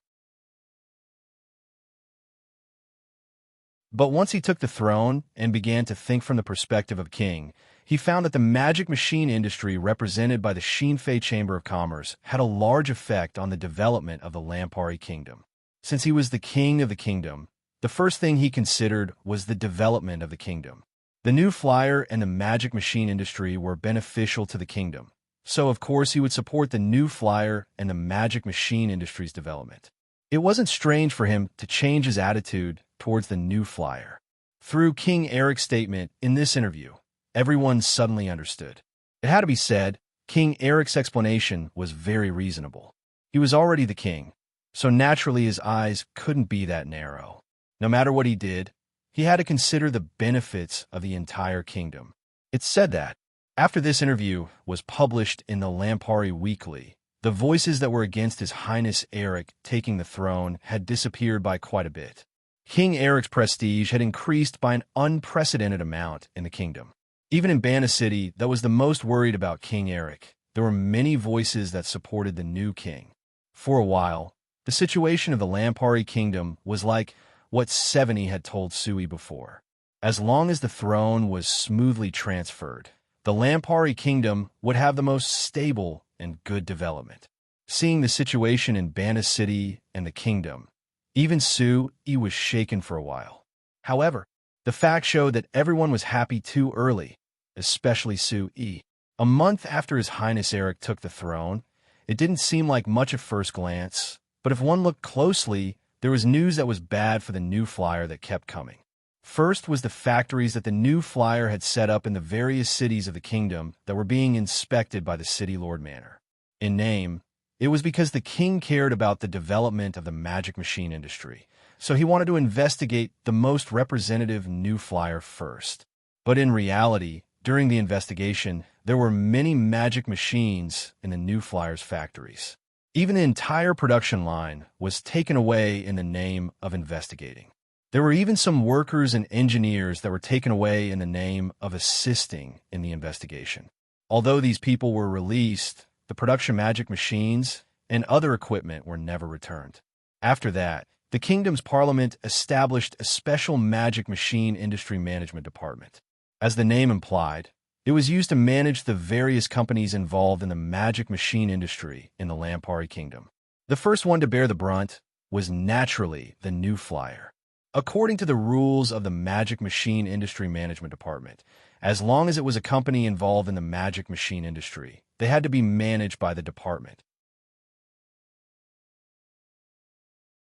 As for the management, it required all the companies involved in the magic machine industry to unconditionally cooperate with the department. For example, the department required all the companies involved in the magic machine industry to have a certificate from the department before they could start production. On this certificate, the administration department set up a corresponding certificate for different magic machines. So for a company like the New Flyer that produced over 100 kinds of magic machines, they had to apply for over 100 certificates. Not mentioning the complicated process of applying for a certificate, the fees they had to pay weren't small. Just for the magic refrigerator certificate, if they wanted to obtain it, they had to pay over 300 gold coins. After the Frestech Chamber of Commerce obtained a certificate for all their magic machines, they had spent over 40,000 gold coins on this. As for the gray expenses that couldn't be avoided during the application process, it wasn't less than this. This meant that just for the certificate, the New Flyer had spent over 80,000 gold coins. And the time limit for the certificate was only 1 year. If it was said that spending a few tens of thousands of gold coin a year didn't affect the New Flyer that much, then there was another rule that Sui couldn't accept. In the name of supporting the development of the magic machine industry in the kingdom, the department requested the New Flyer to open up their unique technology to the other companies in the kingdom to help them develop. This request was firmly rejected by Sui. Moreover, when the department asked the other companies for their opinions, they were also opposed by the majority. Almost all the companies agreed that this rule went against the most basic business principles. If the department enforced it, it would be the same as breaking the iron rules of all the companies in the Lampari Kingdom. For the sake of their own reputation, no company dared to support this decision. Because the opposition was too strong, the department could only give up. However, through this matter, Sui was able to see through King Eric's true thoughts. It wasn't that he didn't want to deal with a New Flyer, rather he really wanted to. But perhaps it was because of his agreement with Serene. Perhaps it was because he had just ascended the throne, so he needed to keep some face, or perhaps it was because someone was giving him advice, so he wasn't that direct. It could be said that he didn't want to eat in such an ugly manner.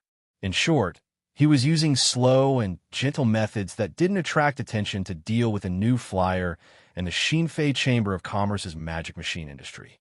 Sui, of course, could guess his true thoughts.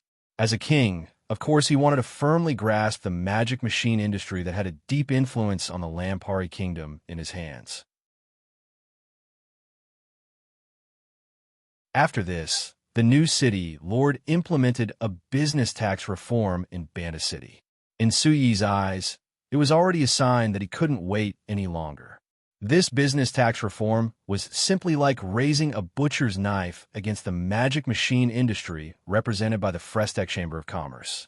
He wanted to cut off a large piece of this fat meat and fill up the stubborn nobles behind him that supported him on the throne. Every time he thought of this business tax reform, Sui couldn't help giving a cold laugh in his heart.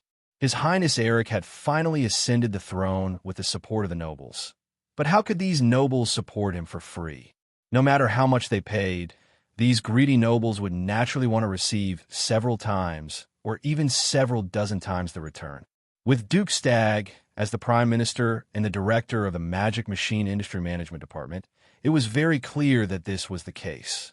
But these were all Sui's speculations. He couldn't tell Serene in detail. Seeing Serene in deep thought, Sui gave a sigh in his heart. He didn't know how much Serene knew about this situation. If she knew Prince Eric's series of actions, would she regret letting down the expectations of countless people and completely giving up on fighting for the throne? A young man, wearing the uniform of the New Flyer, suddenly ran over from the distance. He was panting as he stood in front of Sui, waking up Sui and Serene, who were deep in thought. "Is something the matter?" He was a bit confused. He had told them not to disturb his private conversation with 70. Sir Chairman, Kamadoo City. The Lord City Lord is here. The young man replied while panting. Oh, the Lord City Lord is here again? He turned to 70 with a smile. Your Highness, are you interested in watching a good play? You're tuning in to the Warrior Lore YouTube channel. Don't forget to subscribe and join us on this journey to catch the most captivating stories.